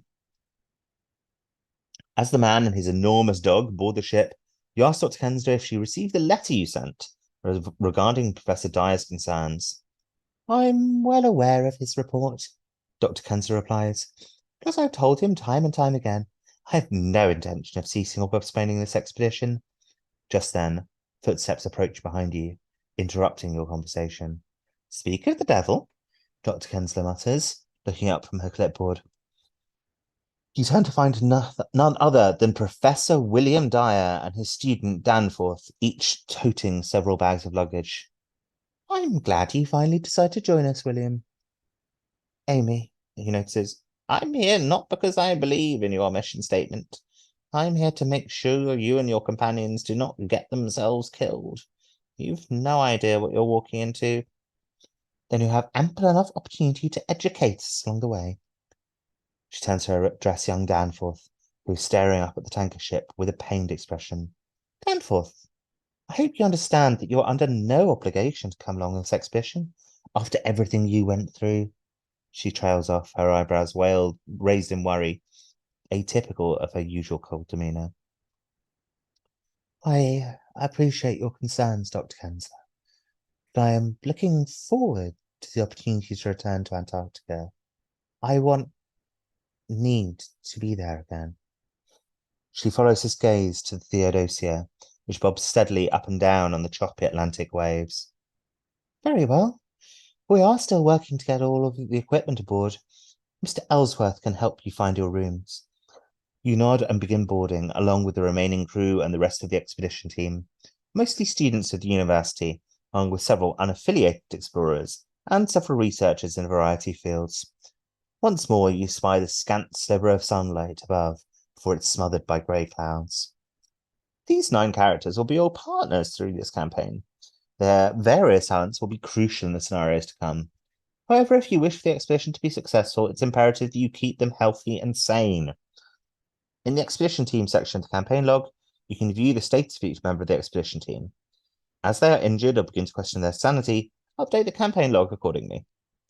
You might be interested to know, Jessica, that this is actually only the second most obviously doomed expedition in Arkham Horror the card game. Really? Yeah. I agree it's not a very high bar. Cool. I thought for a wonderful moment I was done reading, but there is No. Now we read the scenario introduction. We're mostly there. We're mostly there. I think we can start this game before 11 p.m. I believe in this. It's been a long 8 weeks since you left Boston. It feels long, and not without its toil. The Theodosia followed much the same route as its predecessors, the Arkham and the Miskatonic, first sailing southward along the east coast and through the Panama Canal, before venturing toward the Arctic Circle. As the weather grew steadily colder, icebergs became more and more of a problem for the ship to navigate. But the crew's expertise and the logs of the previous captains who made this same journey, you make good time. Soon enough, you spy the mist-covered peaks of Mount Erebus and Terror ahead, and marking the site of Ross Island near the ice shelf that will serve as the expedition's landing spot. Erebus and Terror were the 2 ships that mysteriously went missing in the Victorian era, and there were all sorts of like plays and other things made about them. And they found them, I think, sometime in the late 20th century or early 21st century. And they've kind of like worked out that basically what happened is they got trapped in the ice and everyone ate each other. Good. That's the kind of vibe we're looking for in this campaign. Yeah. I'm getting quite peckish, actually. As you approach the coast, Dr. Kensler and the rest of the team meet aboard the deck of the Theodosia to discuss your plans. We'll use the same breaches buoy system as before to unload supplies onto the ice shelf, she explains. Mr. Fredericks, Mr. Ellsworth, and Mr. Claypool, you'll be taking one of our smaller boats to the shelf to find us a landing zone. Mr. Takada, once we have camp set up and running, those aeroplanes are your first priority. Mr. Asherback, I expect those sledges to help move supplies from the landing to camp. As soon as we reach the ice shelf, there's going to be a lot of work to get done in a short time. I don't want you to have to wrangle 36 dogs on top of all that, so get them in order. Alaya rolls his eyes and idly pets Anu, who sits diligently by his side. Yes, ma'am. Professor Dyer speaks up. I suspect the lack of ice melting and boring equipment means we aren't taking any mineral samples? He asks rhetorically. Dr. Kensler shakes her head. No need.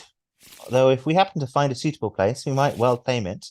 That said, our mission is solely to corroborate the findings you made with Danforth, and to bring back more evidence of this ancient species, these elder things, as you dub them. A living specimen would be ideal, of course. Such a strange and alien beast trapped in ice throughout the ages. It would be like discovering a live woolly mammoth, I suppose. He balks at that. A living specimen. You don't know these things kill. You do know these things killed several of Lake's men, right? And how do you propose we capture one exactly? She blinks. You're the expert, William. You tell me. Dyer walks off, shaking his head and muttering angrily. I knew this was a bad idea. All right, you all have your assignments. We reach land within the hour. Be ready, Dr. Kensler says, dismissing the meeting. Before she can go below deck, you approach and remark that you aren't sure what you should be doing just yet. Oh, there'll be enough manual labor to go round, she replies with a hint of a smirk.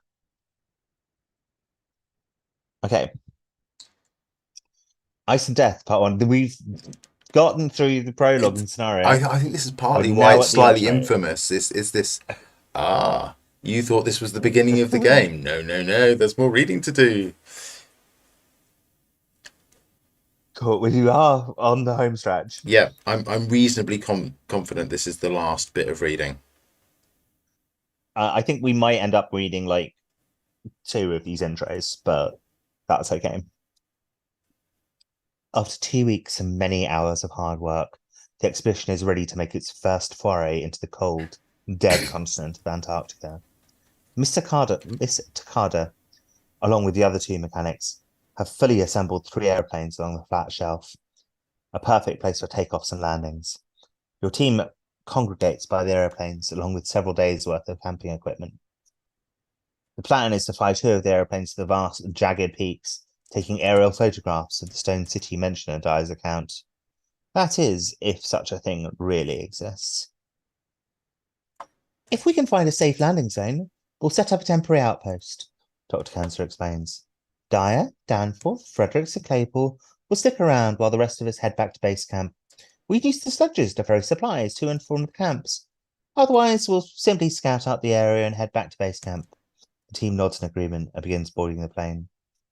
If Winifred Habermark is one of the investigators in this campaign, which they are not, proceed to intro 2. So we go to intro 3 instead. Buckle up, your pilot says. You climb into your seat and get ready for the flight. One at a time, the 2 planes take off from the ice shelf and soar into the opaque fog.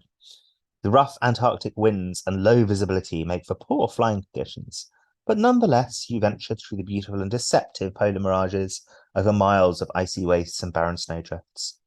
Dr. Kensler peers out a window as you pass a magnificent view of distant mountains like vibrant, enchanted castles floating over the clouds. They're beautiful, she remarks quietly. These are nothing, Dyer begins. Wait until you see. And then the storm hits. The winter winds are so sudden and fierce, they almost force you out of your seat. Both planes shunt to and fro in the horrid winds, and you hear several of the passengers shouting behind you. What in the hell? Frederick grunts. We have to head back, Claypool shouts. These winds will force us down if we keep going. We're so close, Dr. Kensler growls bitterly. We don't have a choice, he yells, but it's too late. The plane lurches towards the ground, and the pilot struggles in vain to gain control. All of the other passengers notice the dark shape in the sky at the same time you do. It's a massive shadow, like a curtain drawn across the mountains, or perhaps the tattered wings of an antediluvian behemoth. It scowls at you with dreadful, hollow eyes, then reaches out and, as you regain consciousness, intense pain sears through your blistering skin. Through the haze, you can barely hear muffled shouting outside the burning husk of the aeroplane. Somebody grips your arm, pulls you from the wreckage, and hurls you onto the soft snow. More shouts erupt all around you. There's another! Quickly! Grab my hand! You rise to your feet with a world of effort. Miraculously, you're only bruised and winded. Most of the other team members are similarly unharmed, except gather the 9-story assets from the expedition team encounter set, shuffle them, and choose one of them at random.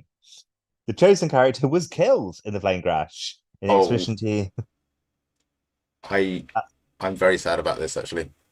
It's the here we physician. are. It's the physician. It's the No, love interest. Yeah. not the love interest. Uh, Literally, like the one answer I didn't want. I'm so sorry. Okay. Yeah, it could have been one of those guys from Central Casting, but instead. That is a shame. Um,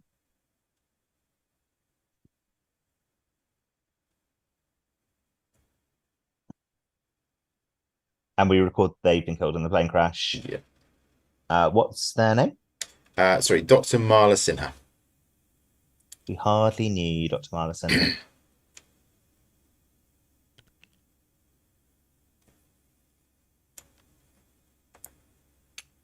Dr. Kensler kneels over Dr. Sinha's body in complete silence. It's only when you approach that you realize tears are streaming down her face. Marla, I never told you, she whispers in between sobs. I want to restart. I'll read the whole thing again. Claypool kneels next to her and tugs on her shoulder. Wipe your cheeks, dear. Your tears will freeze. Dr. Kensler pushes Claypool aside and turns away as she composes herself. When she turns back, her face is stone cold in more ways than one. This is my fault. This is all my fault. She knew the risks, Cookie mutters. Dr. Kensler shoots him a glare that could freeze tears too. She rises to her feet and trudges away. The remainder of the team follows in complete silence. Nobody dares speak for some time. Damn it. Yeah, that's rough. I mean, we had a slightly more than 20% chance of that happening one way or another, because they were, of course, each other's love interests. So,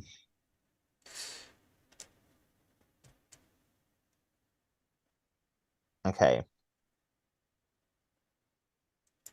I am having some slightly weird graphical issues, but I think that they're not game breaking. Okay. I have happily realised that I was streaming a Firefox window for most of that introduction and rectified the situation. I'm sorry for everybody who wasn't able to see Cookie's beers. You can observe it on your screen now. I think you'll agree it's a fine piece of facial hair, even though his name's floating above it. We need to choose. We need to choose from a partner each from these 8 remaining partners. We do. Can I just ask quickly, why are there a couple of basic weaknesses on the... Because we needed to draw some. Okay. And I am using the Arkham Cards app, and I got it to draw us 2 random basic weaknesses. So the one in front of your player board is for you, and the one in front of my player board is for me. Should we look at them together briefly? Yeah, I'll go and get mine back out of my deck. You got the Mob Enforcer. I did. I can't remember what it does. It's an old one. I'm not sure I've ever used it. Let's dig it up quickly. Here we go. It's the one you can pay off. So it's 4/3/3 hunter enemy that comes after you, but you can spend 4 resources to get rid of it as a parley action. Cool. And I have got Unspeakable Oath Curiosity, which sticks in my hand, and I can't tell you about it because it's a peril, and it will dock experience from me if I am not able to discard it by investigating a location with no clues on it.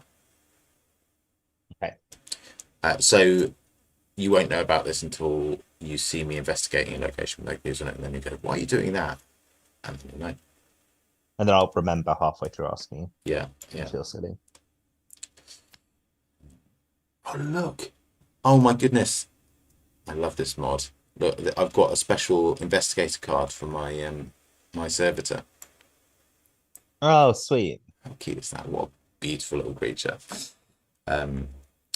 Okay. Are we ready to play, Jessica? I think so. I'm just double checking. Like I said, I've got a few, like the setup, recall, and place buttons are like huge and slightly in the way, but not so much so that it would cause a real problem, I don't think. Okay. I've certainly created weirder bugs trying to play this game. Well, I'm gonna have to choose a new uh friend, aren't I? Yep. I'm going to take Cookie Okay, because he has a cool fight ability that not only well, it only does 1 point of damage, but it stops enemies attacking for a round. cool. Um,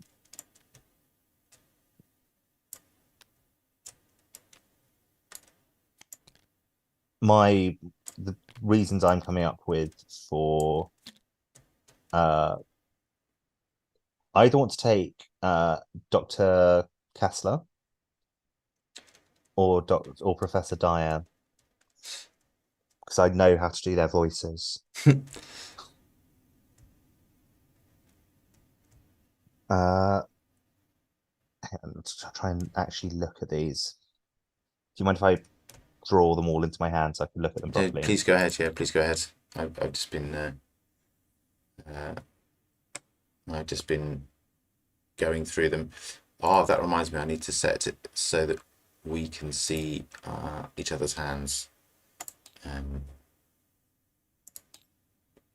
so that our thousands of adoring fans can see what card you have in your hand. Yep. I think we're all set up.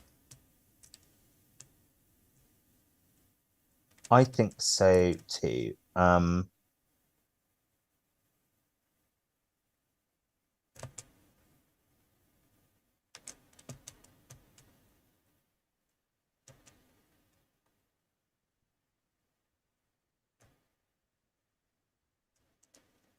So I think I'm all right at investigating this time. I might take this person who helps me evade. I think that's what I'm gonna do. Elia.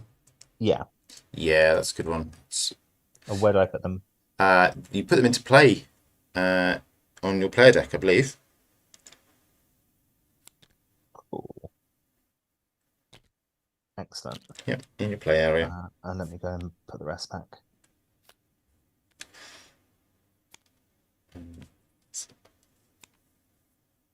I can see the like replayability potential of this already.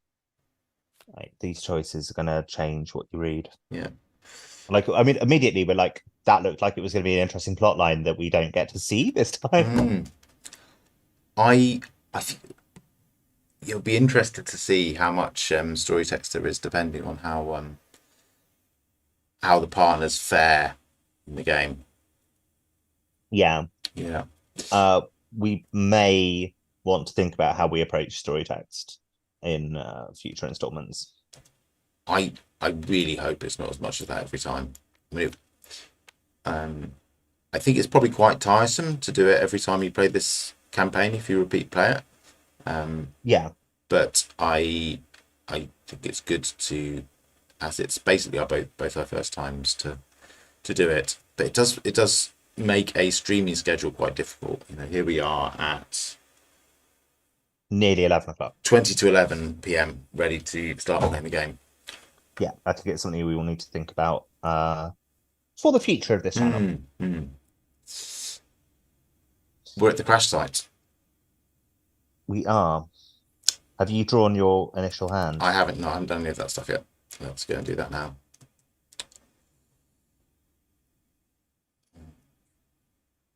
Your deck might need shuffling.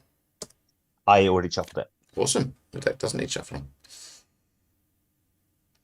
Okay. I don't need that till much later.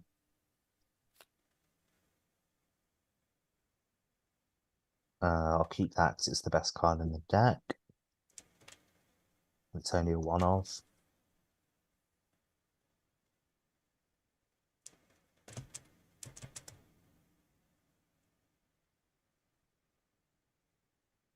Might just do that. It's probably wrong, but don't know. Really unusually for Arkham, I think I'm not going to mulligan any of my cards. I think I'm pretty happy with this as a starting hand.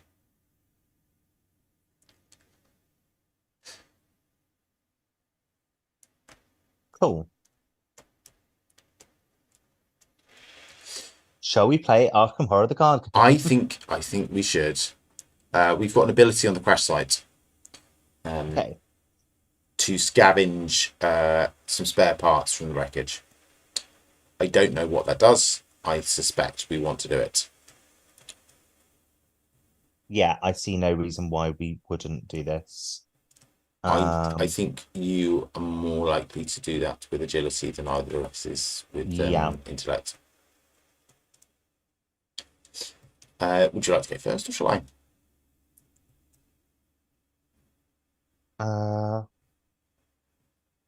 Why don't you go first? Sure. Okay. I will play Lucky Cigarette Case. I will play Azure Flame. And I think I will go off exploring to the Precarious Ice Sheet.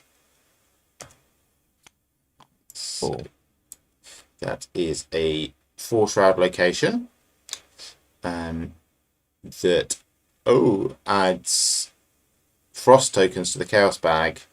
Oh no, allows me to add frost tokens to the chaos bag to cancel hazard treachery that is drawn at this location. Oh, we haven't spoken about the shelter mechanic, have we? We haven't, no. That was probably in the mass wall of text about setting up the scenario that oh no. I think it's on the acts and agenda cards. Sorry, Jessica. For probably the third time this evening, I am going to get you to read some stuff and assure you that it's almost certainly the last thing you're going to read today.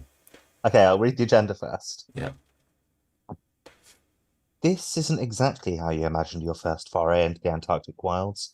The stinging cold and lashing frozen winds will only get worse over time. Forced.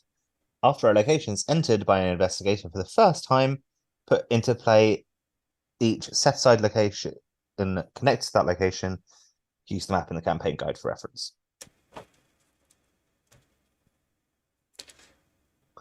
And then the act says, you're going to have to find a way back to the camp, and soon.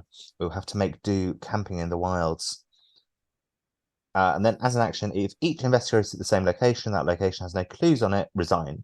You set up camp, each investigator resigns. Objective, find somewhere safe to set up camp. If each undefeated investigator has resigned, advance. The higher the shelter value for the location they resigned at, the better. Okay. So, doesn't look like any of these locations have victory points so far, but they do have shelter values. This is shelter 2. The crash site is shelter 0. While you take your turn, I will go about finding the locations that I need to put into play. Cool. I will do some setup. And then attempt this test. So I think drawing thing goes here.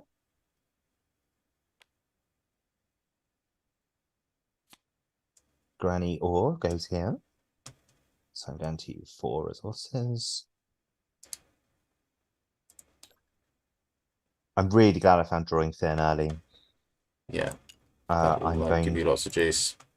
Yeah, I'm going to use it on this test to make it 5 versus 4. It's an auto fail anyway, so that's perfect. And then I get to just... I'm going to gain 2 resources, I think, right now, because I'm at 1 resource. Although that... No, I'm going to draw a card.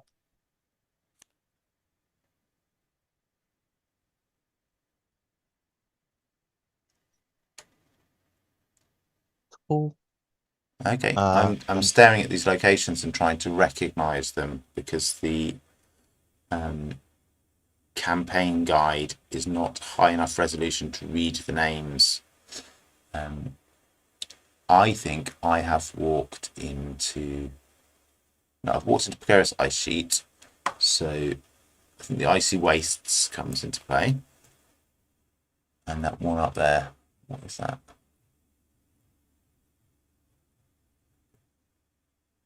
Oh, that must be Wookie Road. No, it's not Wookie Road.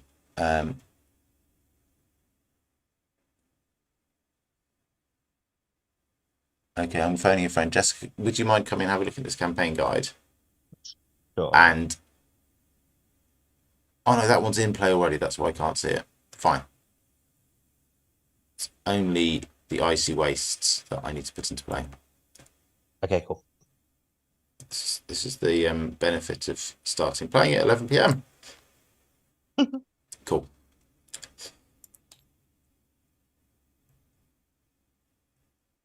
I will try that test again without making it artificially difficult for myself as my effectively fourth action. Yep. So I'm doing it as a +1. What does the tablet mean today? Tablet means -3. For each point you fail by, discard the top card of your deck. Draw each weakness discarded by this effect. Okay, so discard the top 2 cards of my deck.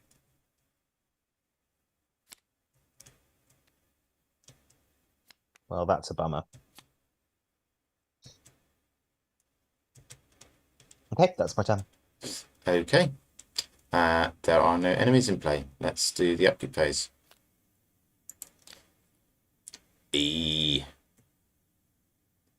Oh. Sorry, this is bad form telling you what I just drew, but it was the Summon Servitor, and then I just remember that it doesn't do anything. I can spend 2 resources and an action, and use up my ally and 1 arcane slot for the pleasure of watching it pace around the Icy Wastes. Probably can't justify that, sadly. I don't think you can. No, it would be very close to briefing. Anyway, I've got a resource, so that's nice. Are we on to the Mythos phase? I believe we are, yes. We are. Okay, I will doom us up. And I will draw an encounter card. Through the Ice. Hazard Revelation. Attach the nearest location without a copy of Through the Ice attached, which is exactly where I am. Oh, shit. An additional cost to you to enter or leave at the attached location, except by a scenario card effect.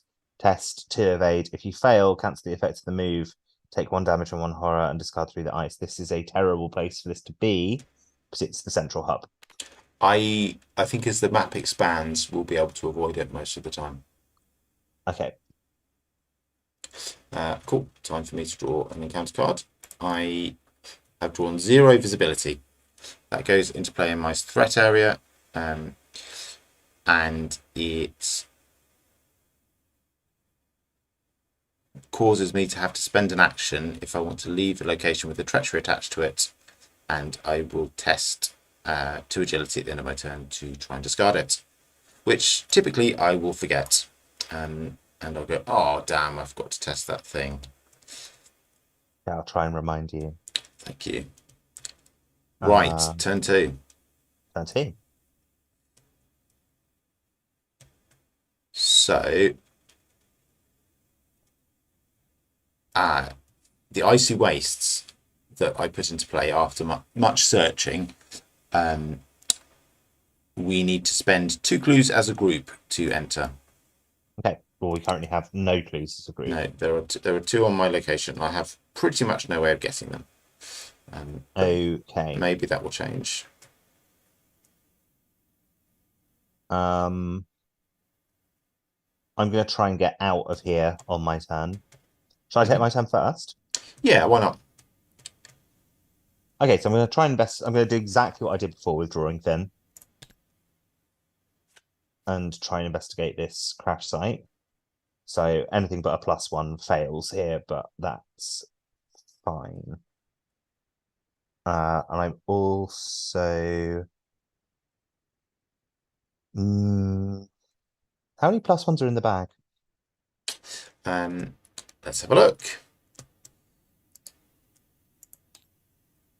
There are 3+1s. Out of how many? Oh, it's 18 at the moment. Would you like Okay. me to pull the stats up on the Arkham Cards app? I mean, that's a 1 in 6. Like that's an easy stat to work out. But yes, please also. Yeah. But like, So I'm going to commit take heart to this test as I expect to fail. Excellent. I have failed. Task failed successfully. So I gain 2 resources.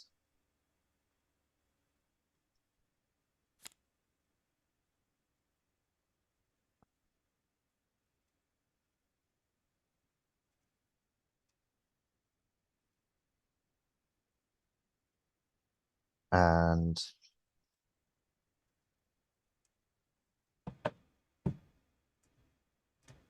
I'm going to play. Oh, and I will draw 1 more card. I think I'm doing okay for resources. Ah, for fuck's sake. I have drawn Doomed. how was that in your deck before? Yeah, I think it was. So have I got 2 basic weaknesses? Yes. How? I wondered that because I started with 36 cards and I thought that was probably too many. How's that got on your deck, Jessica? That is not the weakness I drew for you. And I, much though I like to play the game by the rules, I would have advocated that we did not play with it. Okay. I think that we will pretend this wasn't in my deck because I've got the mob thing anyway. Yeah, I don't know how that was in your deck though, because And I will draw a different card. anyway, intriguing. Off you go, Dooms. Into the bin, please.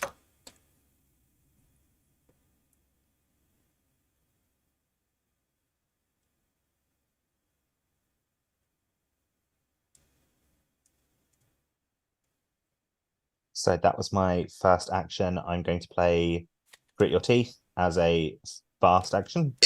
Yay! Yeah. Because I do want to do a bunch of stuff this turn. Like properly do the thing on this trash site as a 5 versus 3.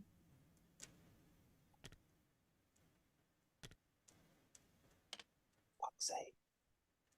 Boo.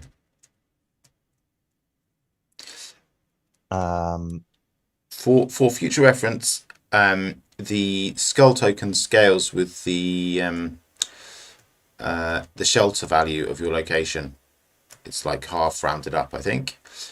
So the bag calculus scales quite dynamically compared to some other scenarios.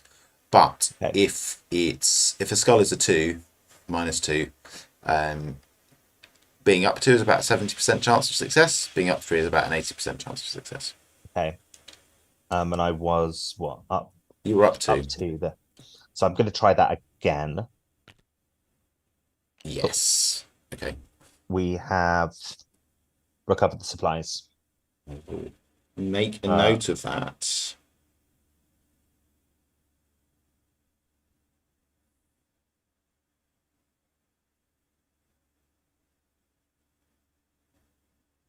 Spare parts. There we go. I trust that you are taking care of that. The Arkham Cards app is taking care of it for me.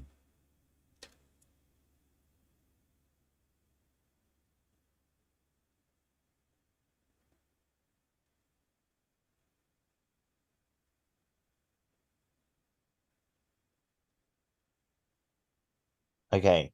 I believe I have 1 action left. Do I use it to try and leave this awful place? I would suggest leave it and never come back. Yeah, I think while I've got grit your teeth in play, and I might just force the issue by playing one of my core cards, and I'm going to go to the treacherous path. So I'm going to play neither rain nor snow because I'd rather not. Oh, it discards the thing as well. That's not the end of the world. I think I won't. I wouldn't Play risk it that. myself. I think one of the several things that makes Stella just absolutely boss is that she has 8/8, Yeah. which I think is the highest combined health and sanity in the game. Fuck's sake. Oh, hang on. I think that might be all right. Cool. Because I was at 5. Yeah. Grit your teeth has saved my skin there, Dave. Yes. Excellent. Good. So I can leave. Yeah. Hooray. So you move into that location. Now's the fun bit where I have to work out what location to put in into play. But again, the Arkham Cards app is going to save my skin, and I'm going to look at that instead of Brilliant. the PDF. Okay, so you've gone on the treacherous path, have you? Yes, I've gone to the treacherous I path. believe that we have to put the rocky crags into play. Cool. So I'll do that now.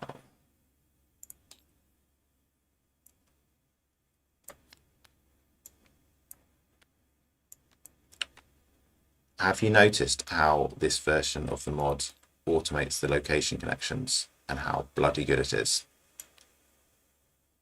Yes. I've also just noticed that I failed that first test by my first attempt to investigate by 1. And I'm fairly certain I could have exhausted Granny Orn to like not have that happen. Alas, no. Really? So I do definitely fail the test. Yeah, if you look at the end of her text box, it says that investigator fails by either one less or one more. So you still fail. Cool. It's one of these weird edge cases that you could engineer a failure by 0, but it would still be a failure. Okay. Upgraded Granny Orn is different. Upgraded Granny Orn, you can flip a failure to a success using her, but level 0 version you cannot. Okay, shall I have my turn? Yes, please. I'm not sure what I'm going to do with it. That's the thing. I do want to put showmanship into play. That much is clear. I think I'll draw a card.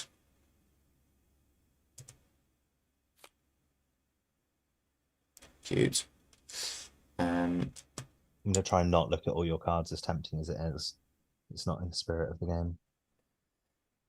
And I will move to Frozen Shores. I mean, I think what's in the spirit is probably we don't give ourselves really detailed advice based on that knowledge. But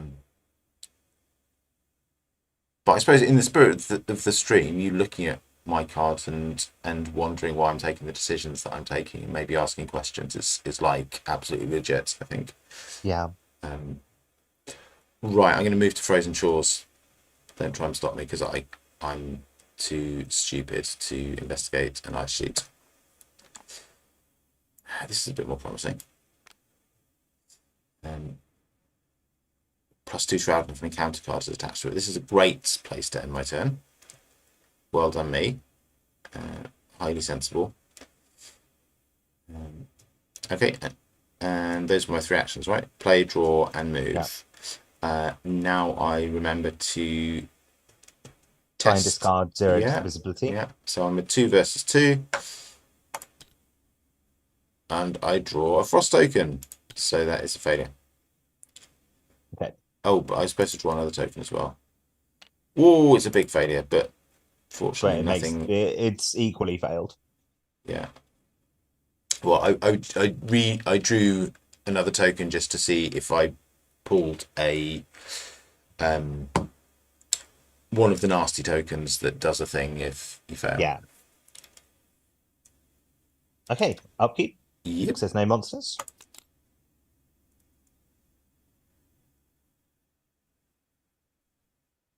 Cool.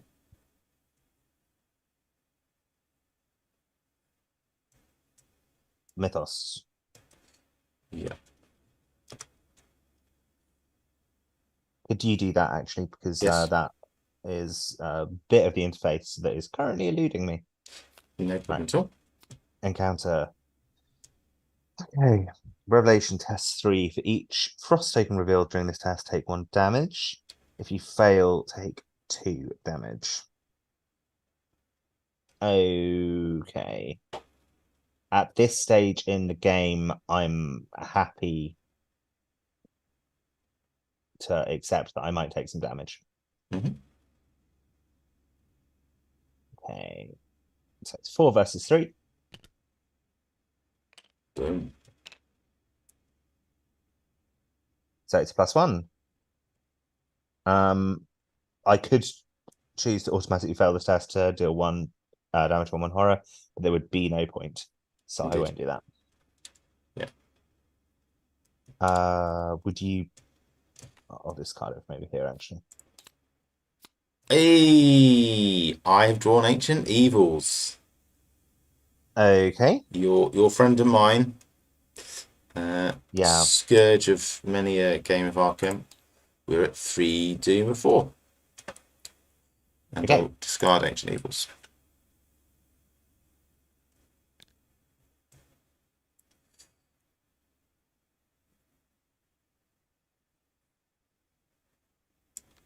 Okay.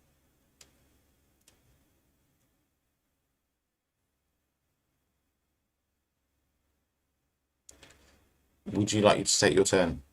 Or shall I? I think I would like to take my turn, Go for it. unless you have a particular reason you'd like to go first. No, I don't.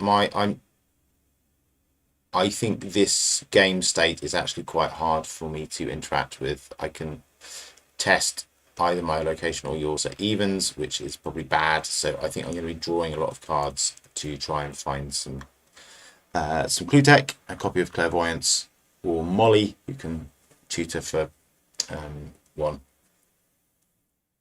It's not a tutor, is it? It's a draw spells.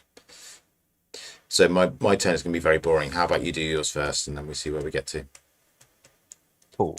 I think that so I'm genuinely excited about this, although it's not a very interesting thing to do. I'm going to be investigating on my turn. I'm excited about Yep. this because it's something I basically never got to do my last character. We've got a shroud of 2. Is that right? Yes.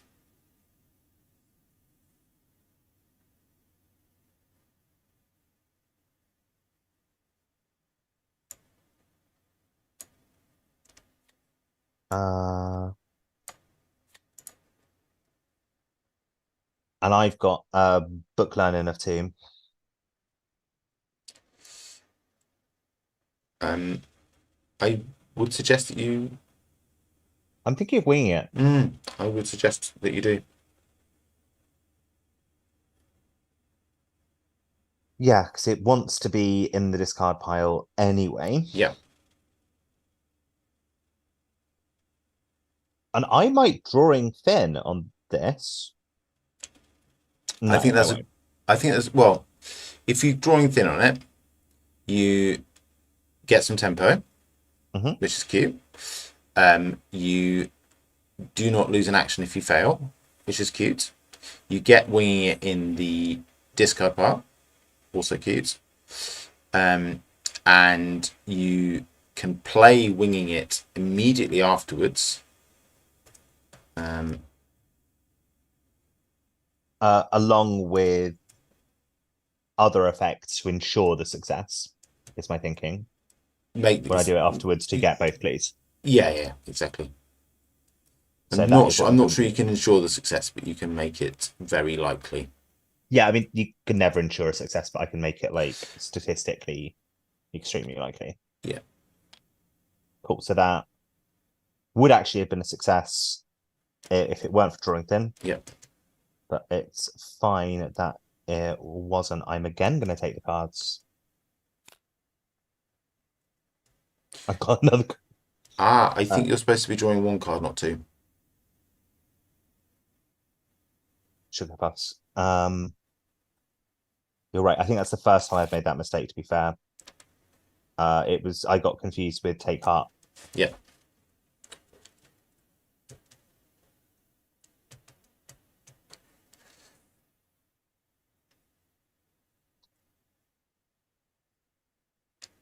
Okay. So I'm going to play wing it from my discard pile. Mm-hmm. So it's 2 versus 1. Can we put the difficulty into negative numbers? No, no. This is a fun little rules interaction, and this is part of why Shed of Light is a banger of a card. So once you have applied all of the modifiers to a skill test, the difficulty of the skill test cannot be below 0, and your final skill value cannot be below 0. Okay. So if you reduce the difficulty of a test multiple times, it will go down to 0. If you get a really bad token, even though your skill is very low, it will get down to 0, and you will pass anyway because you've got a final value of 0 versus 0. Cool. Before I investigate, I'm going to get this onto the field. Mhm. And that doesn't take up a slot, does it? That just It goes does back not. over here. It does not. Excellent. Remember to pay for all these things you're doing. Thank you. I forgot to pay for winging it. I thought you might have.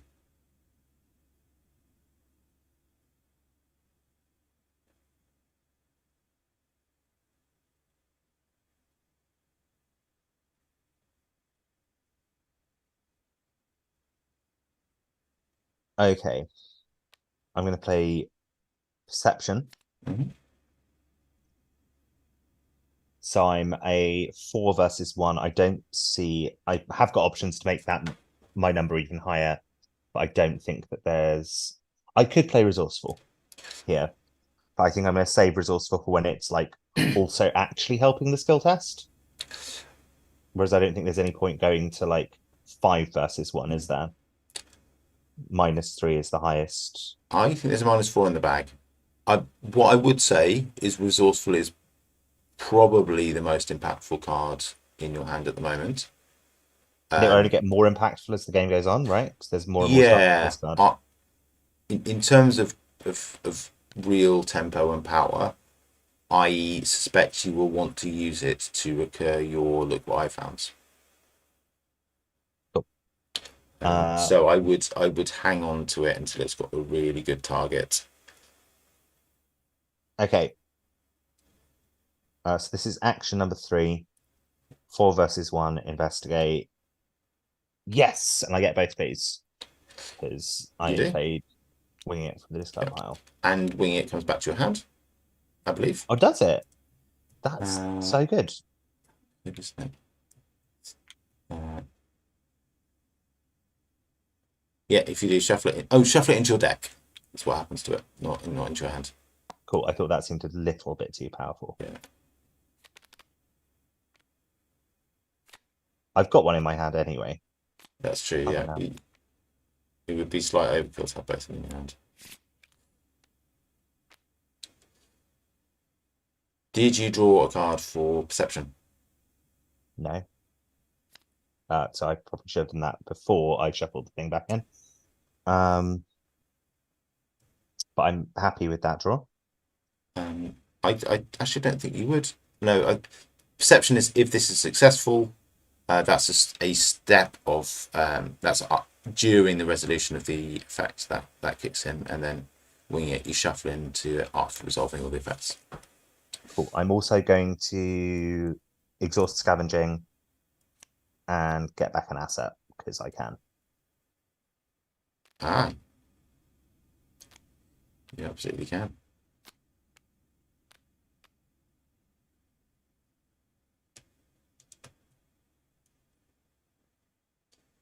How many actions have I?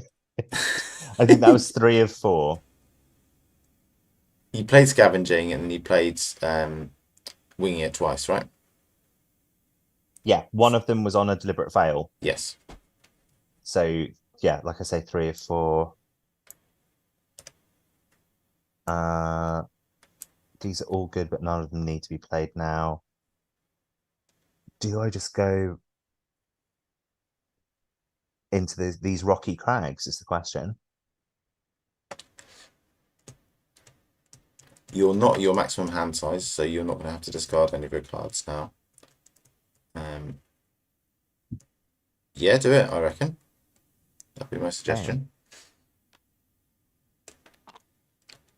Nice. Okay. That is my last action. Cool. The only drawback of that is that we need to again contend with putting stuff into place. So I think the frigid caves, the barrier camp, and the crystalline cavern need to come into play. So let's dig those out. Crystalline cavern, frigid caves, and what was it on barrier camp?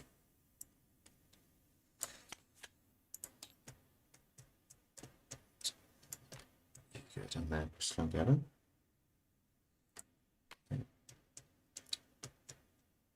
Frigid cave, you can go there. Barrier camp, it's like around here somewhere. In the middle.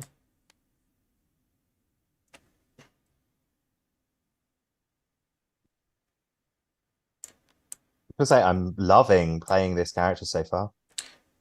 She's pretty awesome, isn't she? Yeah, she really is. Cool. Okay, I think those are all of the locations. And so you're on a Shelter 3 location, and Treachery is attached to Rocky Crag's Game Surge.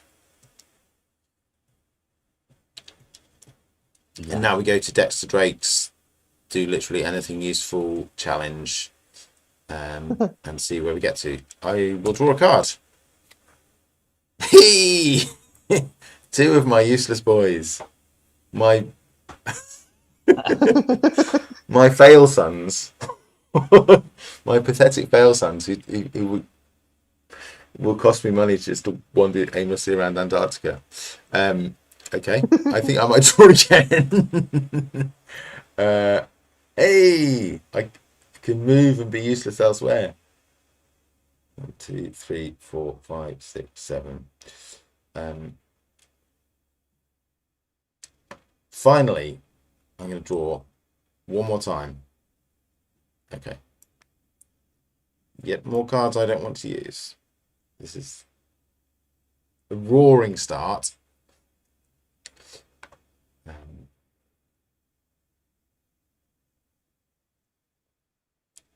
Yeah, if I was a normal investigator, I would have put one of the assets. Mind you, I've got Azure Flame into play. I did do that. I was going to say I could put a hand asset into play or set up or whatever, but Dexter doesn't need actions to set up. Do any of that, yeah. And actually, yeah, he does want to use his ability. He does want assets in play that he can get rid of. Maybe I should use one of my boys for that. That might have been a good thing to do. We'll see. We're both learning here, Jessica. I'm learning that my character's shite and doesn't do anything. We're learning that your character's amazing. My small amount of inside knowledge about this scenario is that there aren't any enemies in the deck at the moment. Otherwise, I'd consider kicking the hornet's nest, and that would at least allow me to discover one clue at my location. Anywho, should we go to the upkeep phase? Yes, let's.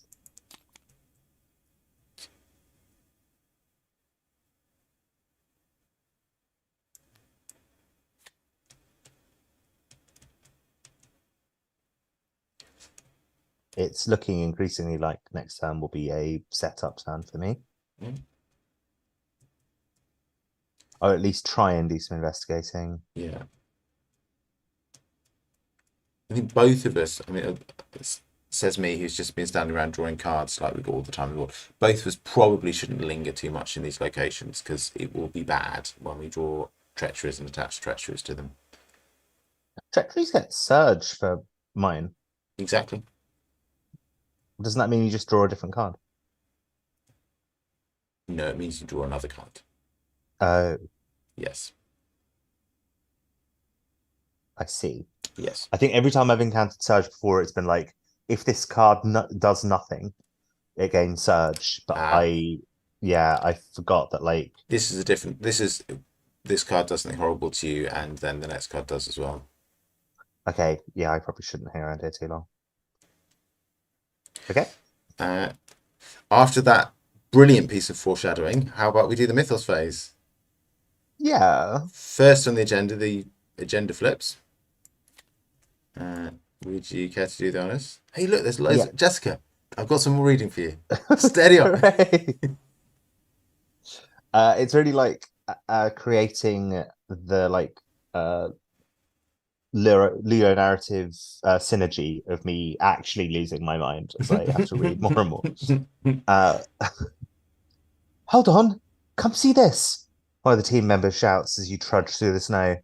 You turn back and examine what they found. A second set of tracks in the snow, but smaller, misshapen, almost impossibly so. What in the hell could have made these tracks? One of your party asks. You stand dumbfounded. Very little wildlife exists out here in the frozen wastes, and these tracks match nothing you've ever seen before. Nothing you can even imagine. You don't have to question what could make such tracks for long. A shape emerges from the erupting snow, twisted and deformed, like a splotch of ink spilled upon the canvas of reality. It makes a strange, almost familiar cry. It is eaten by the howling window. Leave, leave. Then, with terrifying speed, it rushes towards you. Spawn a set aside skittering nonsense. Excellent name. At the lead investigator's location. Okie dokie. Mm-hmm. Shuffle the remainder of the set aside skittering nonsense enemies and the set aside creatures in the ice encounter set into the encounter deck. Okay. Let's get creatures in the ice.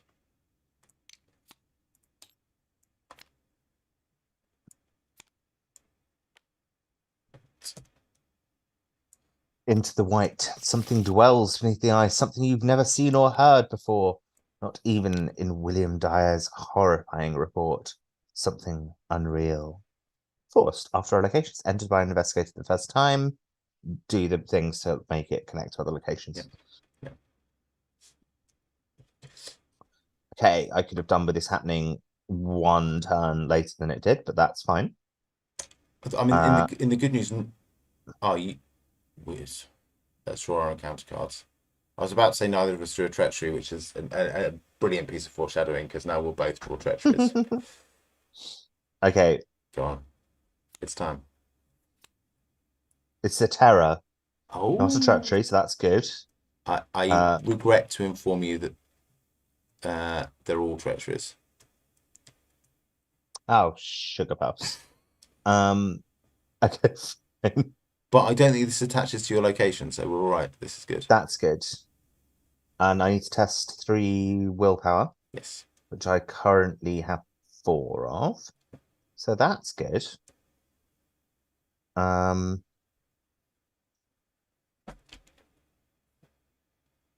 very tempted to like force the issue a bit with one of my good cards for forcing the issue. I haven't played Stella enough to give you strong guidance on how much you should hold your neither rain nor snows back. I've got 1. I've got 2 already. Mm. I'm drawing through this deck quite quickly. It's not at all impossible that there'd be a shuffle at some point. Yeah. How many frost are in the bag? That's the question. At the moment, 1. But with enough effort on our part, we can grow that number.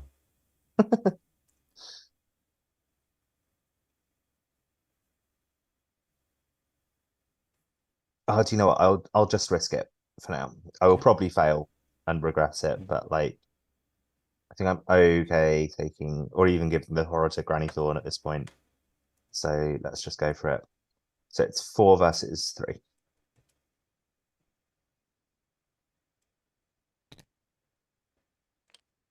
Okay. That's the I'm mill getting one, isn't it? You've Yep. done exceptionally well at drawing those tablets. It was really Yeah. sterling effort on your Yeah. part. I'm so proud. I feel like all my weeks of teaching have paid off. I mean, luckily it's not that big an effect on this deck, I have ways of getting stuff out of the discard pile. You do.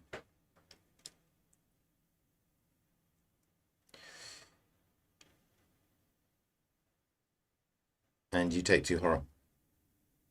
I do, don't know. I'm afraid so. Granny Orn takes 2 horror. Yeah. Well, yeah, She is like a tough old bird. I didn't think she could take 3 horror. 2 horror and be surviving. I see no reason not to give it to her first. I think that's sensible. Yeah. So now we come to the time in the round where I remember that I forgot to try and discard 0 visibility last turn. Okay. Well Also, done, I've got to draw another card, right? No, because the treachery is not attached to Rocky Crags. Oh, brilliant. Cool. Oh, sugar puffs. I meant to So discard. give that to me. Give that to me. Okay. Here you go. Thanks. Yes. Here we go. Attached to the nearest location without an Antarctic wind attached. Investigators at attached location cannot play cards or draw cards from their deck, but it only sticks around for a round. It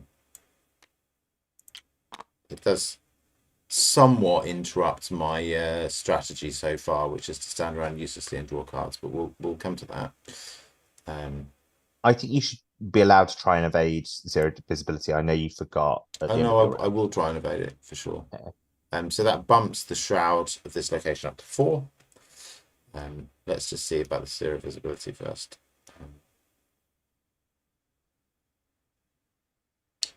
Yep. Okay. That was a fail.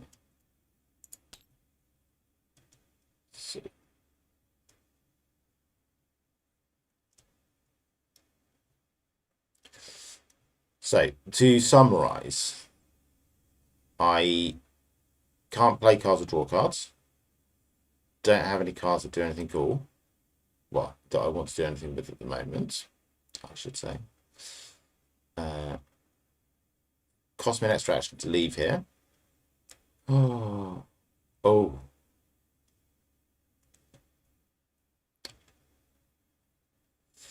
Now.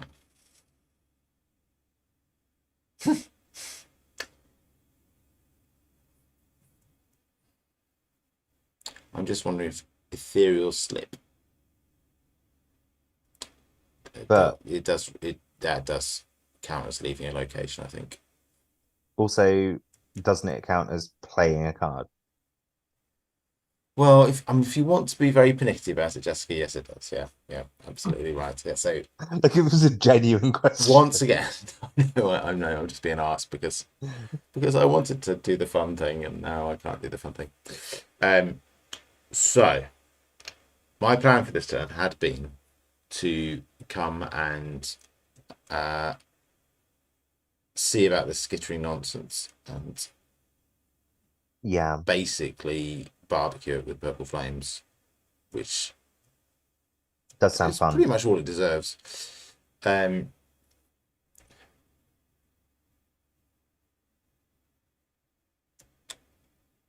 Yeah.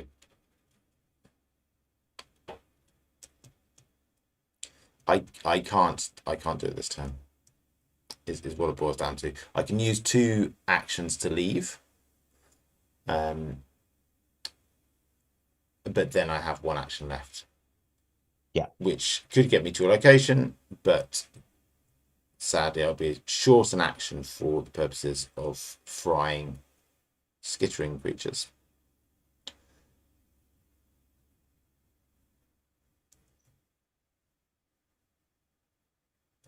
I think I'm going to end up taking an attack opportunity this turn.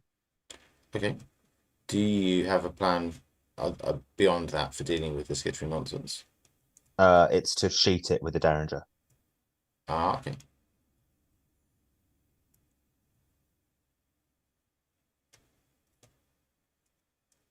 Or are we trying to not kill it? Well, now it's a good question because I have no idea what's in the Tekili deck. Just for the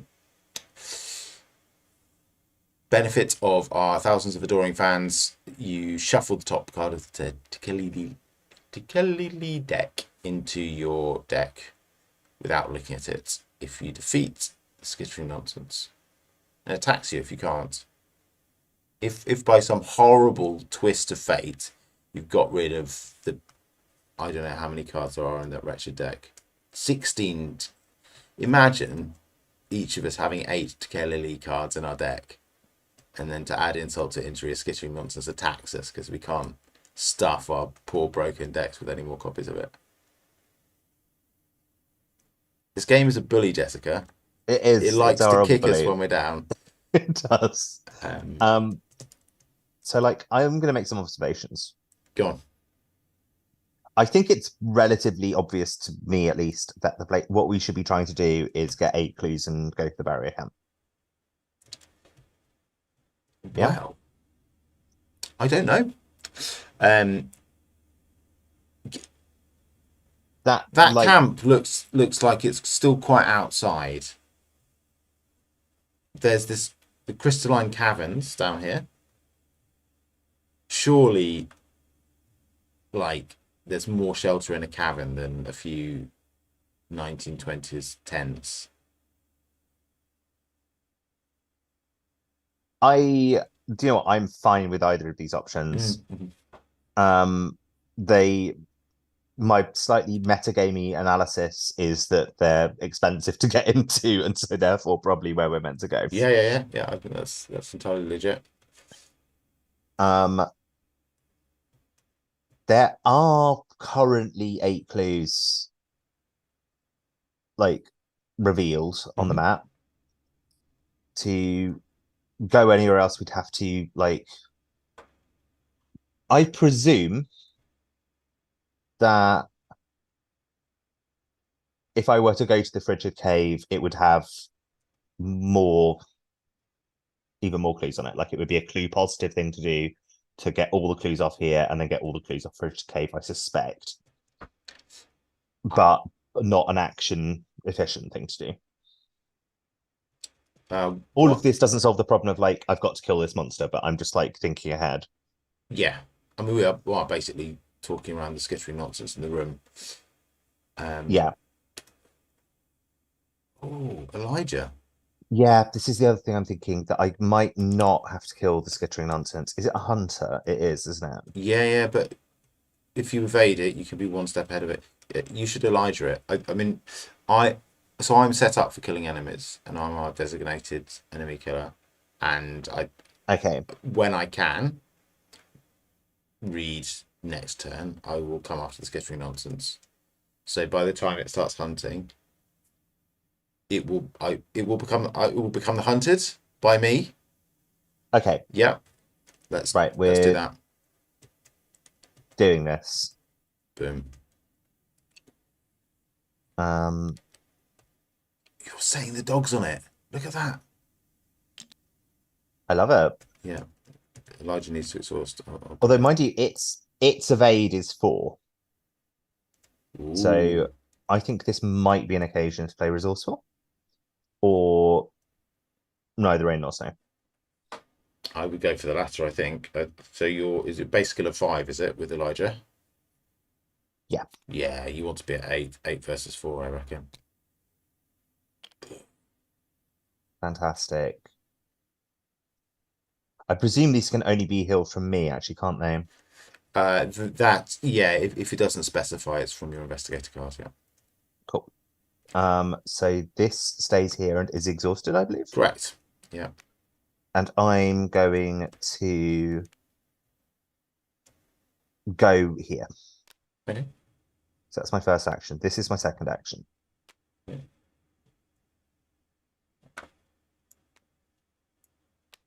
For my third action, I'm going to fail to investigate this precarious ice sheet. Mm-hmm.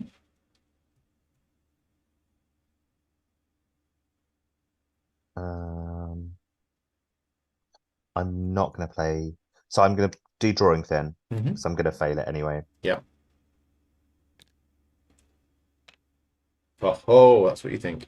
No, probably not actually, because you're really low intellect. Yeah. So I would have failed it anyway. And I will take 2 resources. So I've spent 1, 2 actions. And I have 1 left because drawing thin doesn't count. I'm going to get this gun on the table for when I need it. How many actions, sorry? So didn't you do Elijah, investigate? I failed the investigation though. Yeah. Gun, fourth action. So I moved to the treacherous path with the Ah, evasion. yeah, sorry, you were 2 I locations. moved again. Yeah, yeah. I failed to investigate, and It's my all 4th good. action is Derringer. Yeah.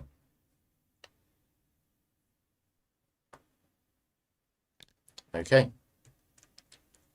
So, what am I going to do? It's going to be 2 actions to move to the treacherous path, I think. Boom, boom.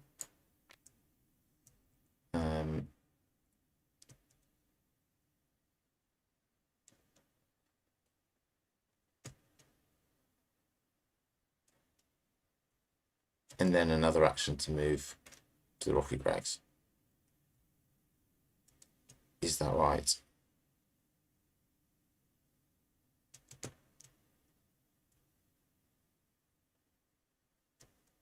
Is that where you want to end your turn? Is the question? Well, I don't really want to spend the Mythos phase there because it's we've already established a bad place to end the Mythos phase. Yes, it To spend sucks. the phase. It's a horrible place to be. Yeah.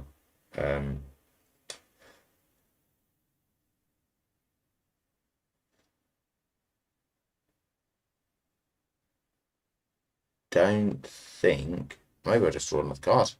Yeah, let's do it. That's the signature move. Okay. Are you? Oh yeah, you are allowed to draw cards. So you're not where the Arctic wind is anymore. Yeah. I've come out of the wind. Okay. Upkeep phase. Yes. Nothing happens in the enemy phase because the nonsense is exhausted. Oh, I need to test 0 visibility. Now maybe now we're at the time when I need to start committing cards as well. I'm going to lose them anyway. 1, 2, 3, 4, 5, 6, 7, 8, 9. To keep that. Want to keep that. Want to keep that.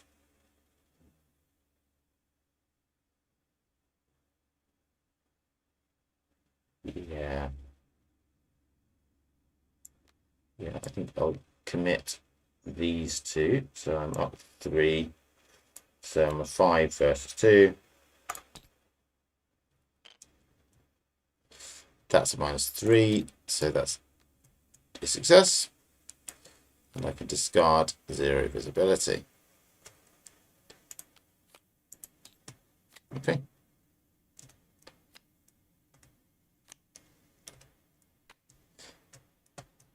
And now we do the upkeep phase. I already did mine. Ah, check you out. The power word. Fantastic.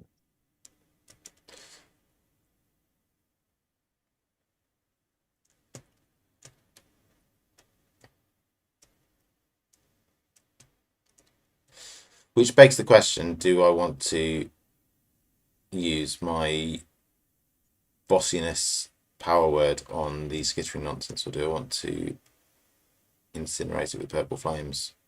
Yeah, but they're both good options. Decisions like this are why I love this game, frankly. Shall we, Mythos? That's. I've got to set that back to 0. Yes, please do. Yeah.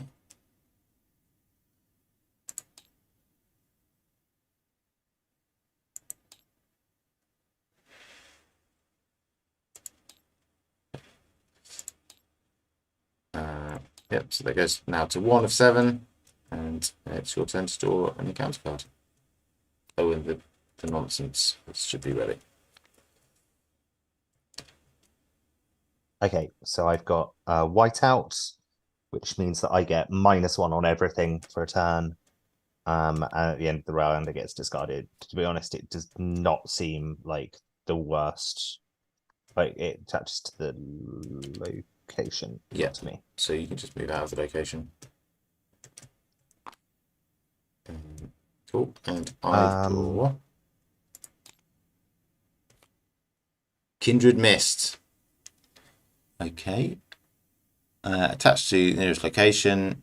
When one or more cards from the Tequili deck would be shuffled into your deck while you're at attached location, draw them instead, placing them onto the bottom of your deck instead of the bottom of the Tequili deck. Discard Kindred Mist at the end of this round. Okay.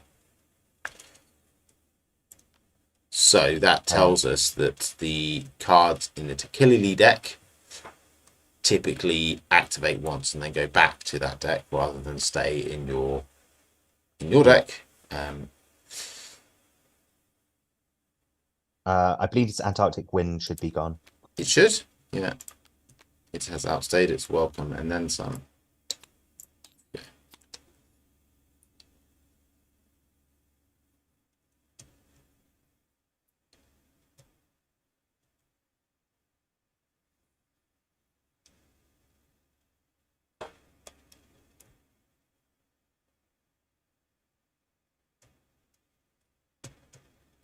Oh, did we add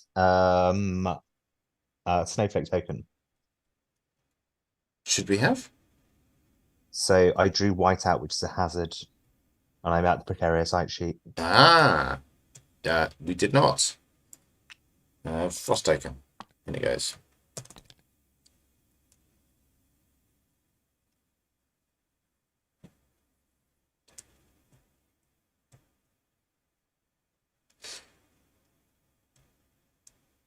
Right. Do you want to take your turn first, or shall I? I feel like Yeah.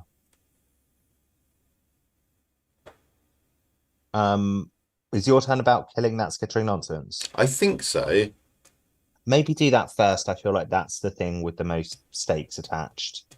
I'm just going to be installing stuff and investigating. Yeah.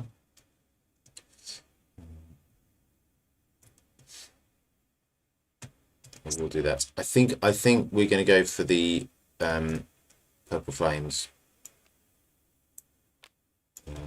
So I move once. It engages me. I use a charge of Azure Flame to attack it using my willpower. So I'm 5 versus 2. I will commit. Do I need to do that? 5 versus 2? No, I don't. There's no reason to commit. I will commit a fail sun to it, because otherwise I'll need to discard it at the end of the round. Okay. So 6 versus 2. Oh, look at that. Oh, I'm so brilliant. good at this. Look at that. Boom. Okay. The skittering nonsense runs off in flames, and I draw. Did I say draw card? I shuffle the top card of the Tequili deck into my deck without looking at it. Okay, so those are two good actions, I feel. Cool. Have you got any way of investigating these rocky crags? Kinda.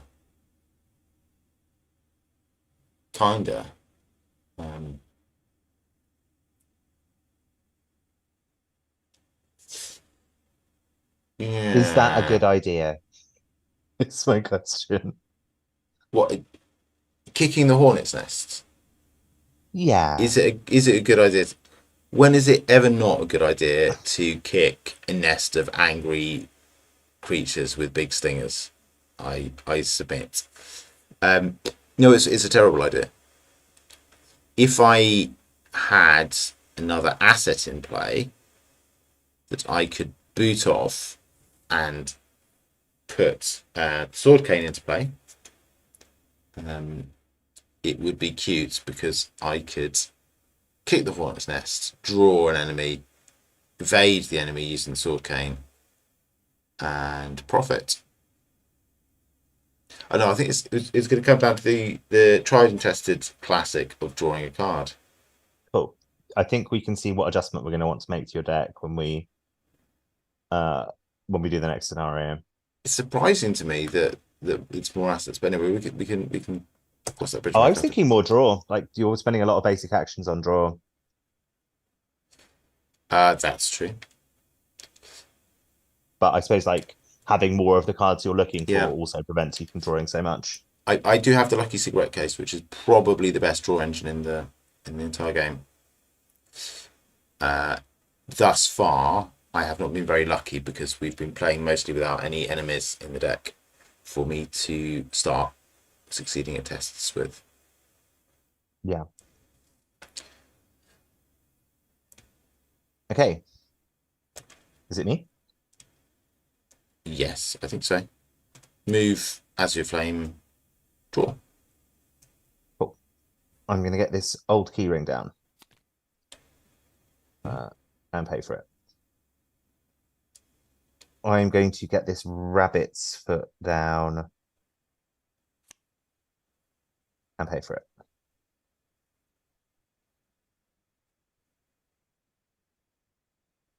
I think I'm going to deliberately fail this test Mm-hmm.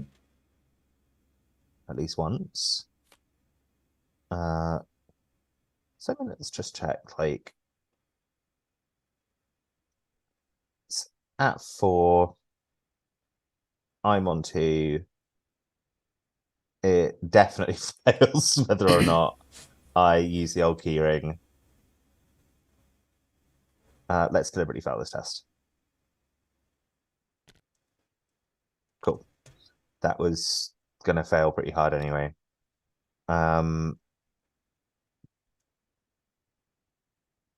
So I draw 1 card from Rabbit's Foot. And something for drawing thin. Yeah. What it's not meant to be is taking drawing pin back into my hand. I would suggest I not. think it's take 2. Mm-hmm. Okay.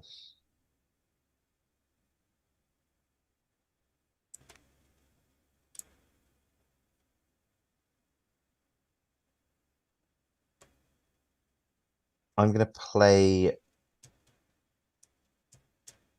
Wing It Mm-hmm. and use the old keyring to test 2 versus 1 on this precarious size sheet. That's what I'm gonna do. Do it. Yep, that's what I'm gonna do. Yeah.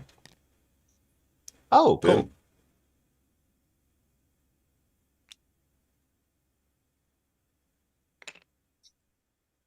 And that's my go. Cool. Enemy phase, there's no enemies. Upkeep phase.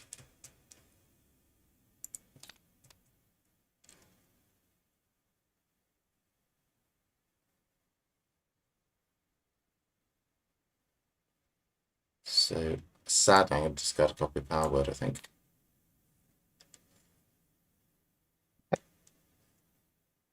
1, 2, 3, 4, 5. I should remember that I've already got a copy of Scavenging, so I might as well use this on a skill test, this other copy of Scavenging, sooner rather than later. Cool. It's the end of the round, so 2 of these treacheries get discarded. Excellent.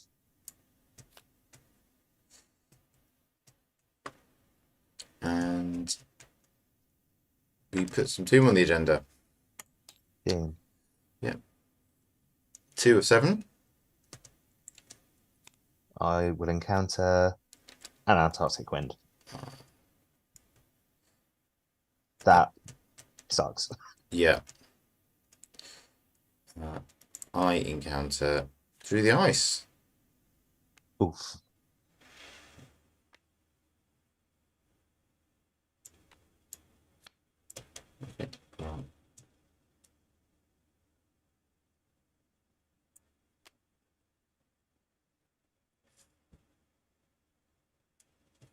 And another frost token goes into the bag. Ah. I refer you to my earlier comments about this game being a bully. I think you have to surge through the ice as well. Oh no, surely not. Who would do such? You're absolutely right. It's cruel and unusual. It's I want to go. Hello. Manifestation of Madness. Hunter. When Manifestation of Madness attacks you, shuffle the top 2 cards of the Tequila deck into your deck without looking at them. Okay. Right.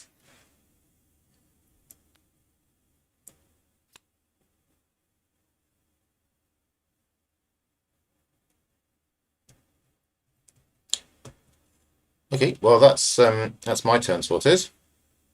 yeah, it looks like you've got a plan for next turn.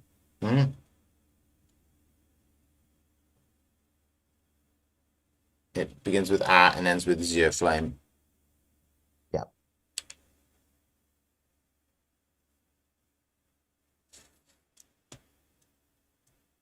Shall I start with that?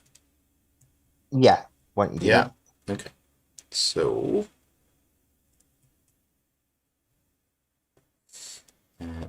I am 5 versus 3.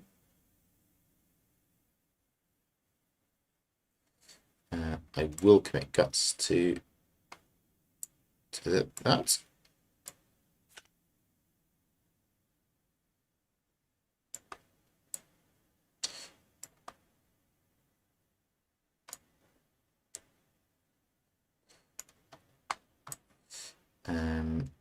And so that's a 7 versus 3. It's -3, but I succeed. But not by 2, sadly. 2 damage on the Manifestation of Madness. I Azure Flame again. Boom.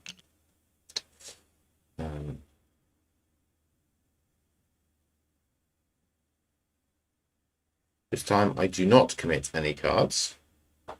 So I'm 2 up. 5 versus 3. That is a success, happily. Okay, so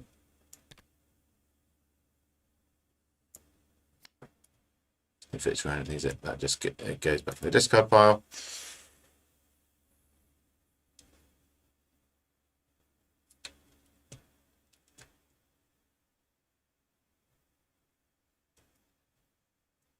That's a good question. So if I try and move, I need to test 2 agility, and if I fail, then I take a damage on horror and discard through the ice. If I stay here, the many It's likely treacheries, more bad more things will happen.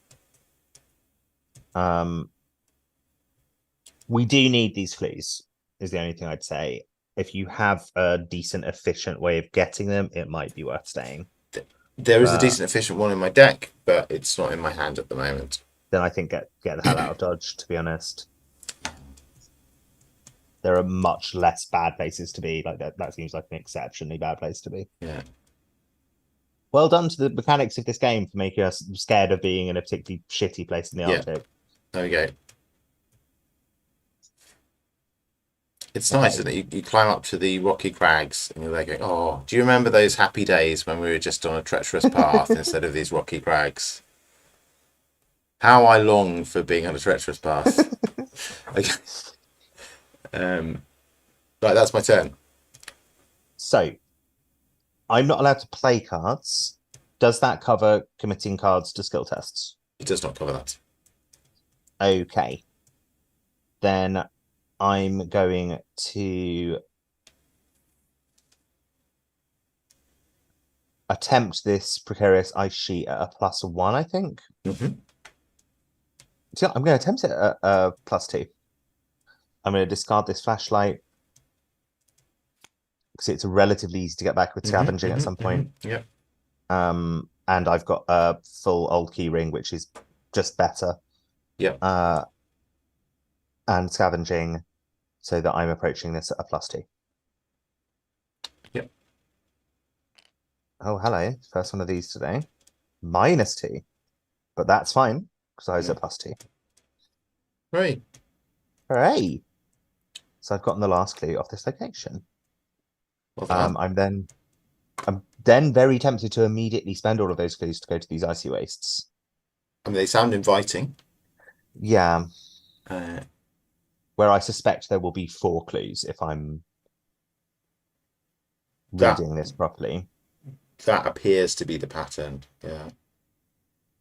I mean, whom among us has not wanted to spend a happy turn or two in some icy wastes? Yeah, let's try it.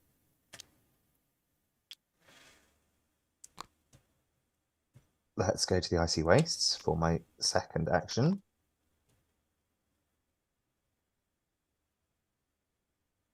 That's a Okay, moderately horrible location ability. it is. I'm going to fail it once on purpose. I'll just go and have a look at what other locations we need to put into play.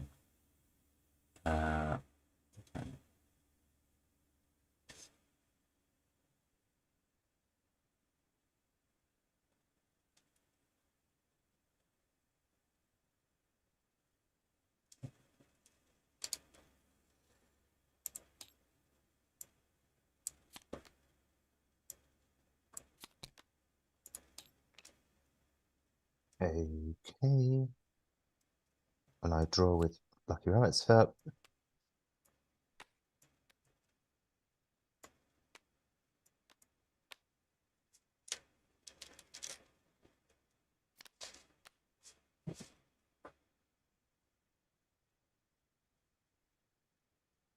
I'm going to take the 2 resources, I think.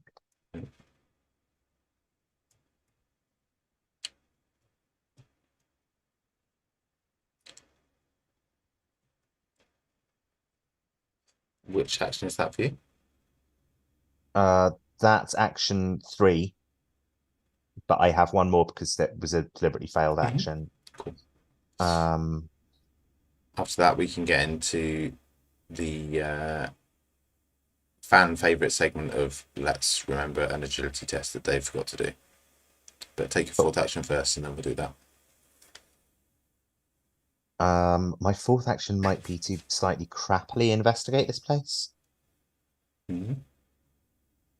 I as a +0 action.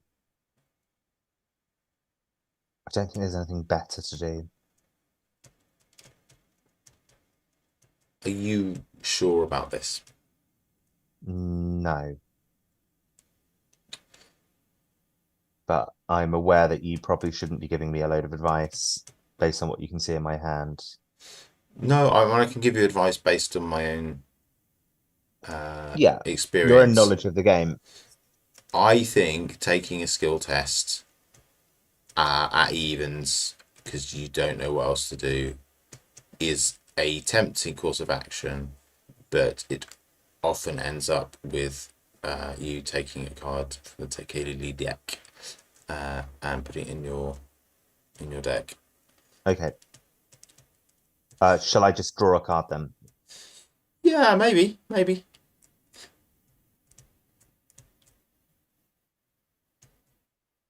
Or I could commit neither rain nor snow to it, and then I'd be very likely to pass. Yeah.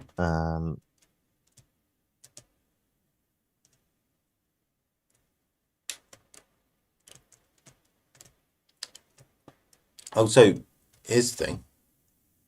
Yeah, it's not a bad investigator at all. If you use the old keyring, which you have got out in play, you reduce the difficulty of the test to 0, and therefore you only fail on an auto fail token. I think I should have I think I should have taken a resource of this because I think I used it before. I suspect so. But you still have one left. And yeah, you can get yourself as close to an automatic pass of investigation as you can without actually automatically passing. Okay. So am I testing at +2? Is that my plan here? Yeah. 2 versus 0. And only the auto fail will cause you to actually fail. Surely the tablet will as well. No, no. Unless it's got some special rules text. The tablet's -3. Indeed. But your skill value cannot go below 0. And if you have reduced the difficulty of the test to 0, Okay. you will beat it on evens for any result Oh, except for the cool. auto fail. I didn't know that. That's excellent news. Well, Cool. that reflects very badly on me because I tried to explain it to you earlier. But I'm I glad we're think it now on the reflects same page. equally badly on me. Cool. I've taken 1 clue, Excellent. and that's my turn. I love it when a plan comes together. Okay, now, as previously trailed, I was so excited to move out of the rocky crags and back down to the familiar comforts of the treacherous path. I forgot that I was likely to fall through some ice and not be able to move at all. So, testing to agility is the name of the game. Throwing my lovely cards into the test to not fail is the tactic that I will be employing. Failing anyway is a very likely outcome because this is Arkham Horror, the card game. Let's be Avenue. I am a 4 versus 2. And I've got a skull. Where am I? I'm at A shelter 3 location. On leaving SM. So that's -2. So you pass. Hooray! Yay. The bad thing didn't happen after all. Through the ice stays on that location. Yeah? It does, yeah. Okay. Just in time for us to end the turn and then get some more treacheries to have to contend with. Should we do the upkeep phase first? Yes. What? How close are you to turning into a pumpkin, Jessica? Like my energy level's okay, although I've just realized I have to be up quite early this morning. I was going to suggest this maybe be our last turn. Yeah, that sounds good. Yeah, I need to do some work tomorrow, and it's literally midnight. It is. Okay, that's fun, isn't it?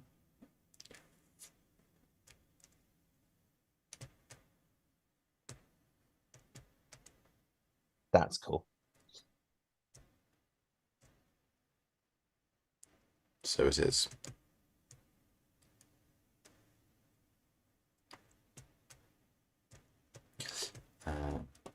Okay, Mythos phase 3 Doom of 7. Let's draw some counter cards.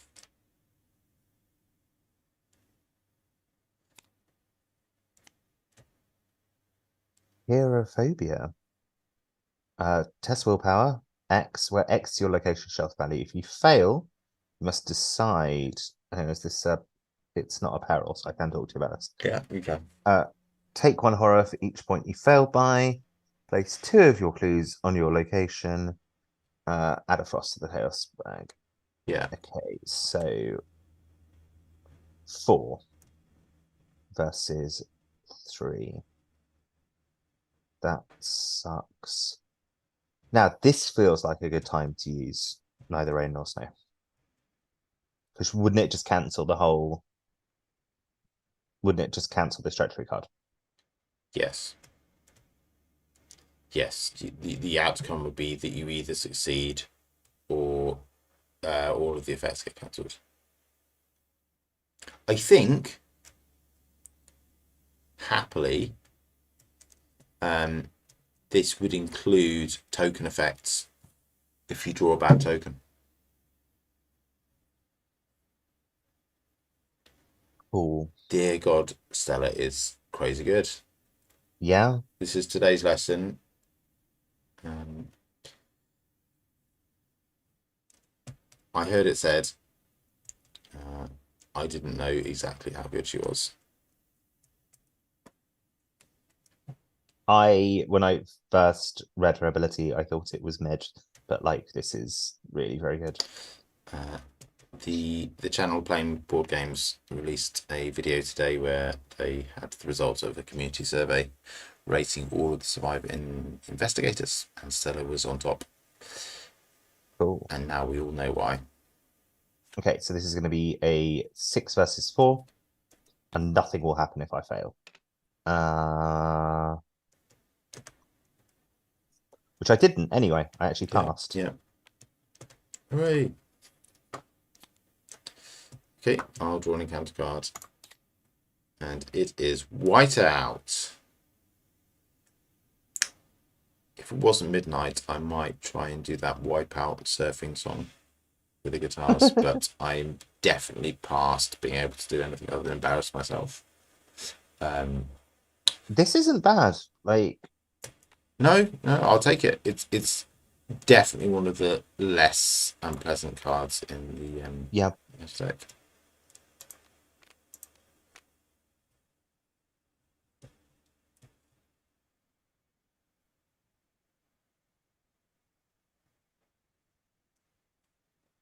So I think we're going to do this investigation phase and get through to the start of the next Mythos phase and not do it.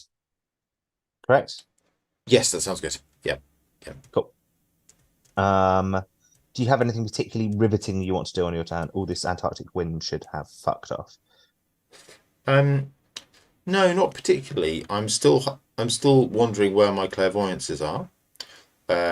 I have a weakness to deal with. I have some money to make.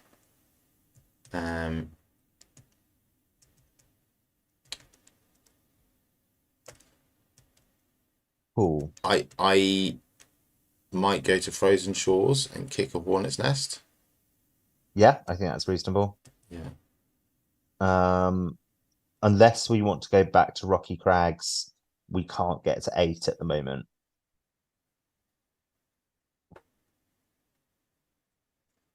We can get to 7, but we can't get to 8. So like our options are unveil a new area. Yeah. Like, I'm not against going to Icebreaker Landing. I think that might actually be an all right place in terms of like shelter. That looks like the boat that we came in on. Yeah, which you would think would be a decent place to set up Yeah. camp, to be honest. Yeah. It's not going to be as good, is it? As a lovely ice cavern. You're very keen on that ice tavern. Yeah, I There am. are several. There are several places that look like they would be excellent to go to. Yeah. I tell you what, I think we've not had any other supplies that we can recover. I wonder whether the side quests in this campaign are picking up the supplies. Not this campaign, this scenario.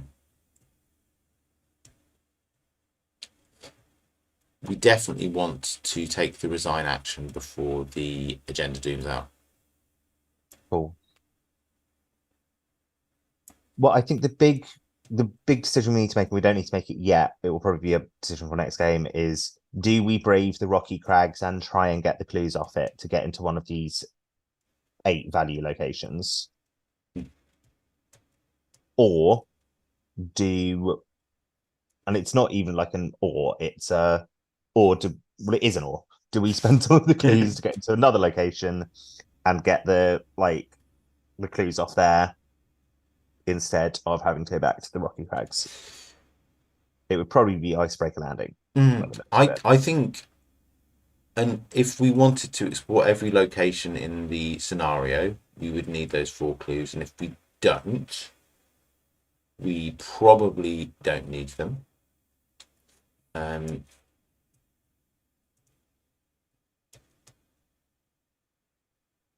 I at the moment I definitely don't fancy my chance of getting clues anywhere apart from maybe Frozen Shores. Okay. Um, I could Why don't you head to Frozen Shores and we'll see what happens. yeah, move there, kick a hornet's nest, hope for the best. Yeah, I think you take your turn first because Sure. it seems like there's more possible strange Yeah. outcomes. Like I'm not sure how much help I could be if there was a monster, but Yeah. like we should at least have my actions Mm-hmm. ready to go in case we need them. Okay. I move to Frozen Shores. I play Kicking the Hornet's Nest. I search the top 9 cards of the Encounter deck. Right, what have we got? 2 Manifestations of Madness. A Glacial Phantasm. What's that like? That's a It's like I'm trying to read the card text, and the name of the card keeps popping up over the top of it, and it's a bit hard to tell. Forced it's at the end of the enemy phase. If Global Phantasm is ready, move it once towards the location of the most investigators. The player order each investigator at Global Phantasm's location or the connecting location shuffles the top card of the Tequila deck into their deck without looking at it, or takes it. Alright, that's not better. 4/4/2. It's a bit of a beast. I don't fancy it. That's what that's like. So there's 2 phantasms, 2 manifestations of madness. Oh yeah, we're going for the. I think we're going for the manifestations of madness, aren't we? okay. Let's see the 4/4/2, 3/3/3. Okay, and That gets you money as well. it does And a clue. money and a clue. Money's nice. Clues are good. Yeah, I can't think of any reason that I would take that more nasty enemy for 1 extra money. For the Cool. sake of getting 1 extra money, it's going to be a manifestation of madness. You heard it here first. Right, there we go. No. Behave yourself. TTS. Cool. So that ends up engaged with me. And I will. I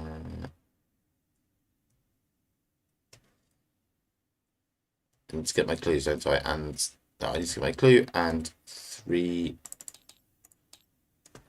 resources.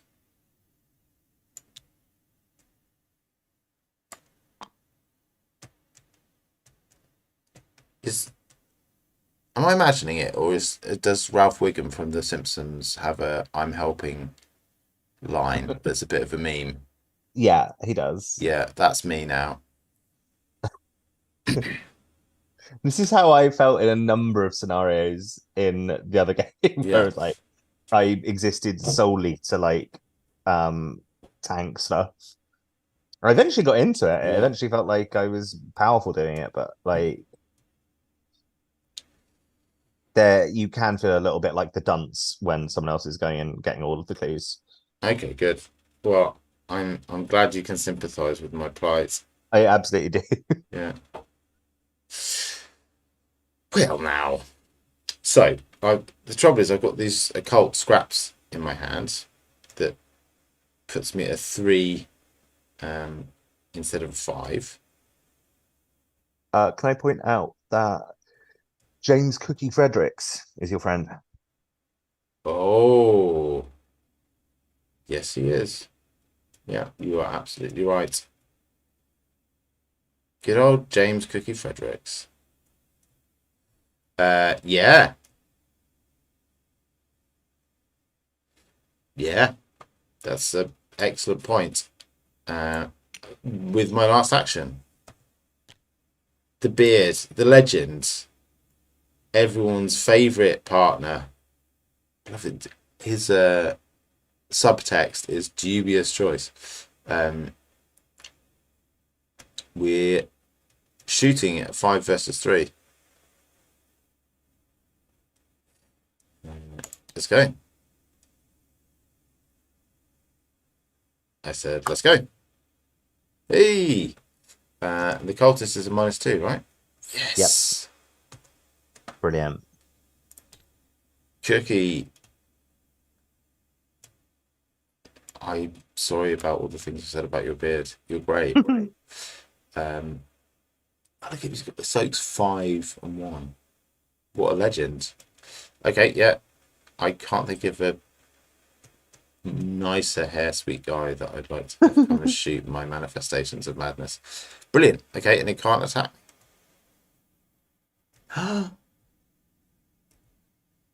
That's so good. It's almost like these cards were That's really designed good. together. It can't attack me, so therefore I don't get that horrible Terrible, wall of terrible text thing. that basically involves to kill elite cards. Oh, sorry, I didn't mean to do that. Please, Jessica, Treat him with respect. treat him with the respect he deserves. Allow my partner to face the front and display his beard to our thousands of adoring fans. Okay, cool. That's. I don't feel quite like Ralph Wiggum anymore. This is a good note to end our last turn of the stream on, I think. Cool. I've got my turn first. Yeah. Which will be a little bit more boring than yours, I'm afraid. So what are we doing? Well, Investigating we the can't news. all be this exciting all the time, Jessica. That's just how it is. Uh, I disagree. Not that I'm supposed to know, but you've got a little what I found in your hand. I do. The thrill and excitement of that card is second to none. It's a banger. It is a banger.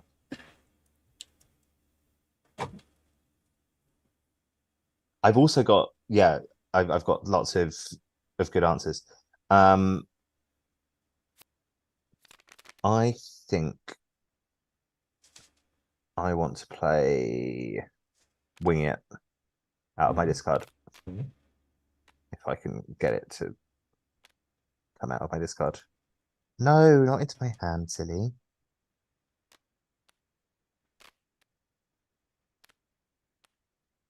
I'm gonna put it over here because in a minute it's gonna go back in the deck. Almost certainly.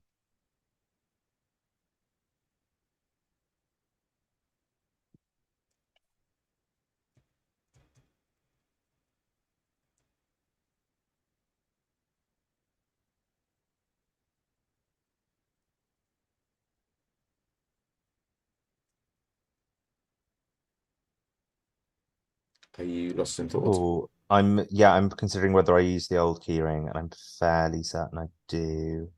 You Yeah, I do. can't combo them though. Why not? No. Two separate investigate actions, one They on old are, aren't they? keyring and one on winging it. Damn. Well, I'll just use Wing It, and if I need to, I'll use Look What I Found. Yeah. Or indeed, Lucky. Probably Lucky. But I don't. I don't need it. I do Wing It, and I get 2 clues. Yeah. And there was much rejoicing. There was. Why does this never work for me? It's being weird with me just now. Yeah, I don't know what's going on with that. Cool.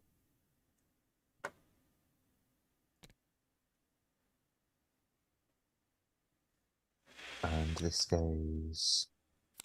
That's such a good card, Wing It. I absolutely love it. It does so many good things really all good. at the same time. There is a guy in the community who does sporadic Arkham content who took Winging It as the name of his channel. Well chosen, I think. I'm going to deliberately fail this test now. I'm going to commit Take Heart to it, which I'll keep out for a second just so I can remember what it says. At this point, I'm going to be drawing about half of my deck when I fail this. It's a 2 versus 4. I'm going to fail. That's not ideal.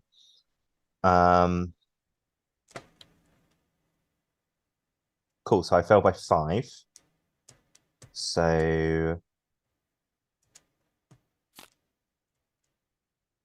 I draw that weakness, and the rest of these go in the discard, including a wing it, which is not the end of the world.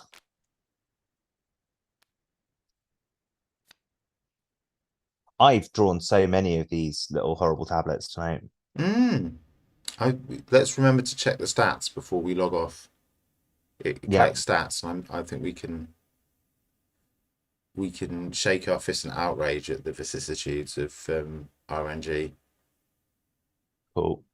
I will gain 2 more resources off drawing thin, because I'm going to spend them in a minute to get rid of this mob enforcer. Yeah.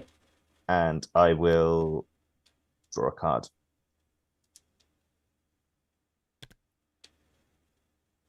I will spend 4 to get rid of this mob enforcer. Yeah. Did you get all the things from Rabbit's Foot and Take Heart and Drawing Thin? Yes. Oh, it's and, isn't it? It's not just... It is. Cool. You have 6 cards left in your deck. Yeah. Which, like, I think is really very good. Like, I'd like to get this deck reshuffled before I start taking Tadil cards into it. Yeah. Right, that's done. I've done 3. I've got 1 more action, which I'll use to try and get this last clue. And this time I will use this.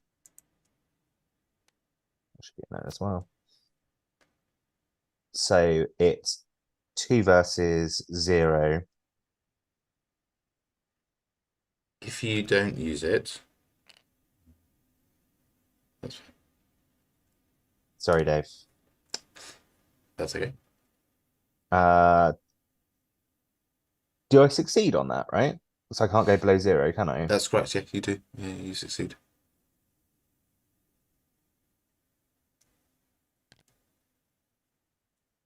Which is a little bit of a shame to lose that last one of those, but I think it's...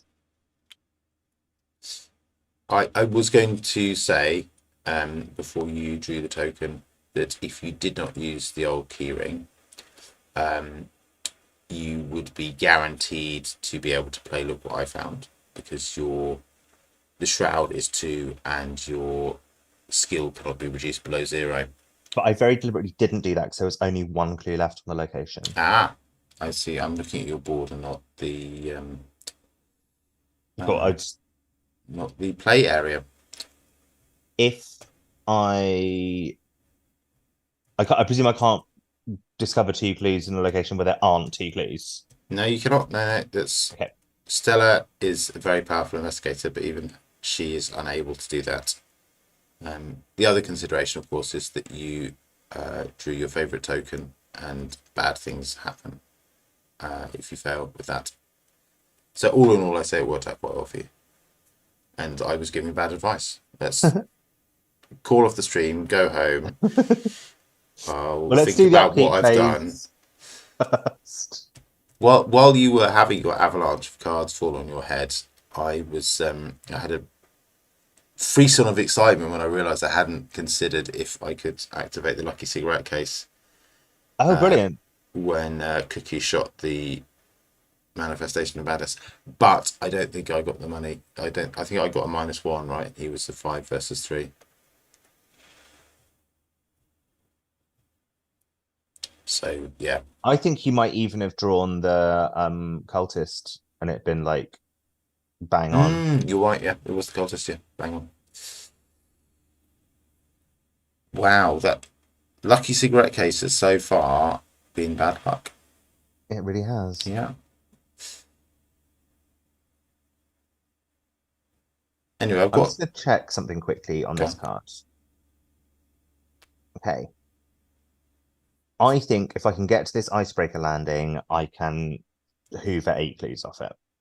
Because I think it's going to have 8 clues on it. That's my theory. Well, that would be cool. But obviously, it's a decision to make for next time. Yeah. It was. Right now, go on. Right now, I think we do your monster doesn't attack, upkeep, bedtime. Yeah, yeah, definitely, definitely. Um, I say my monster doesn't attack is probably my favourite part of that sequence.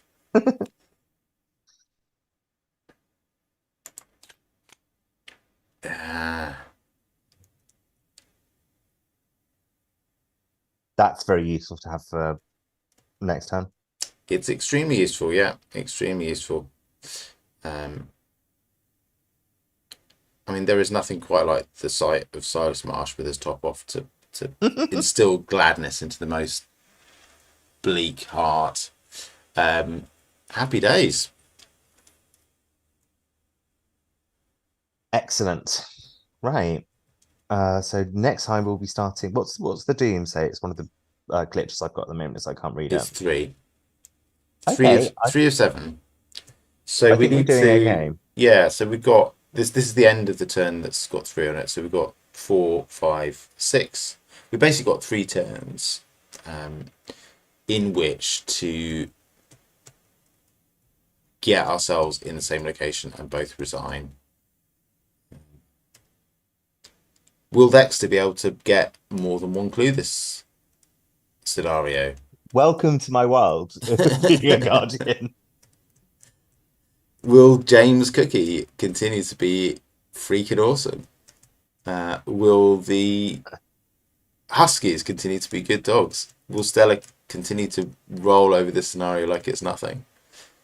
Find This is out excellent. next week on Emergency Hedge.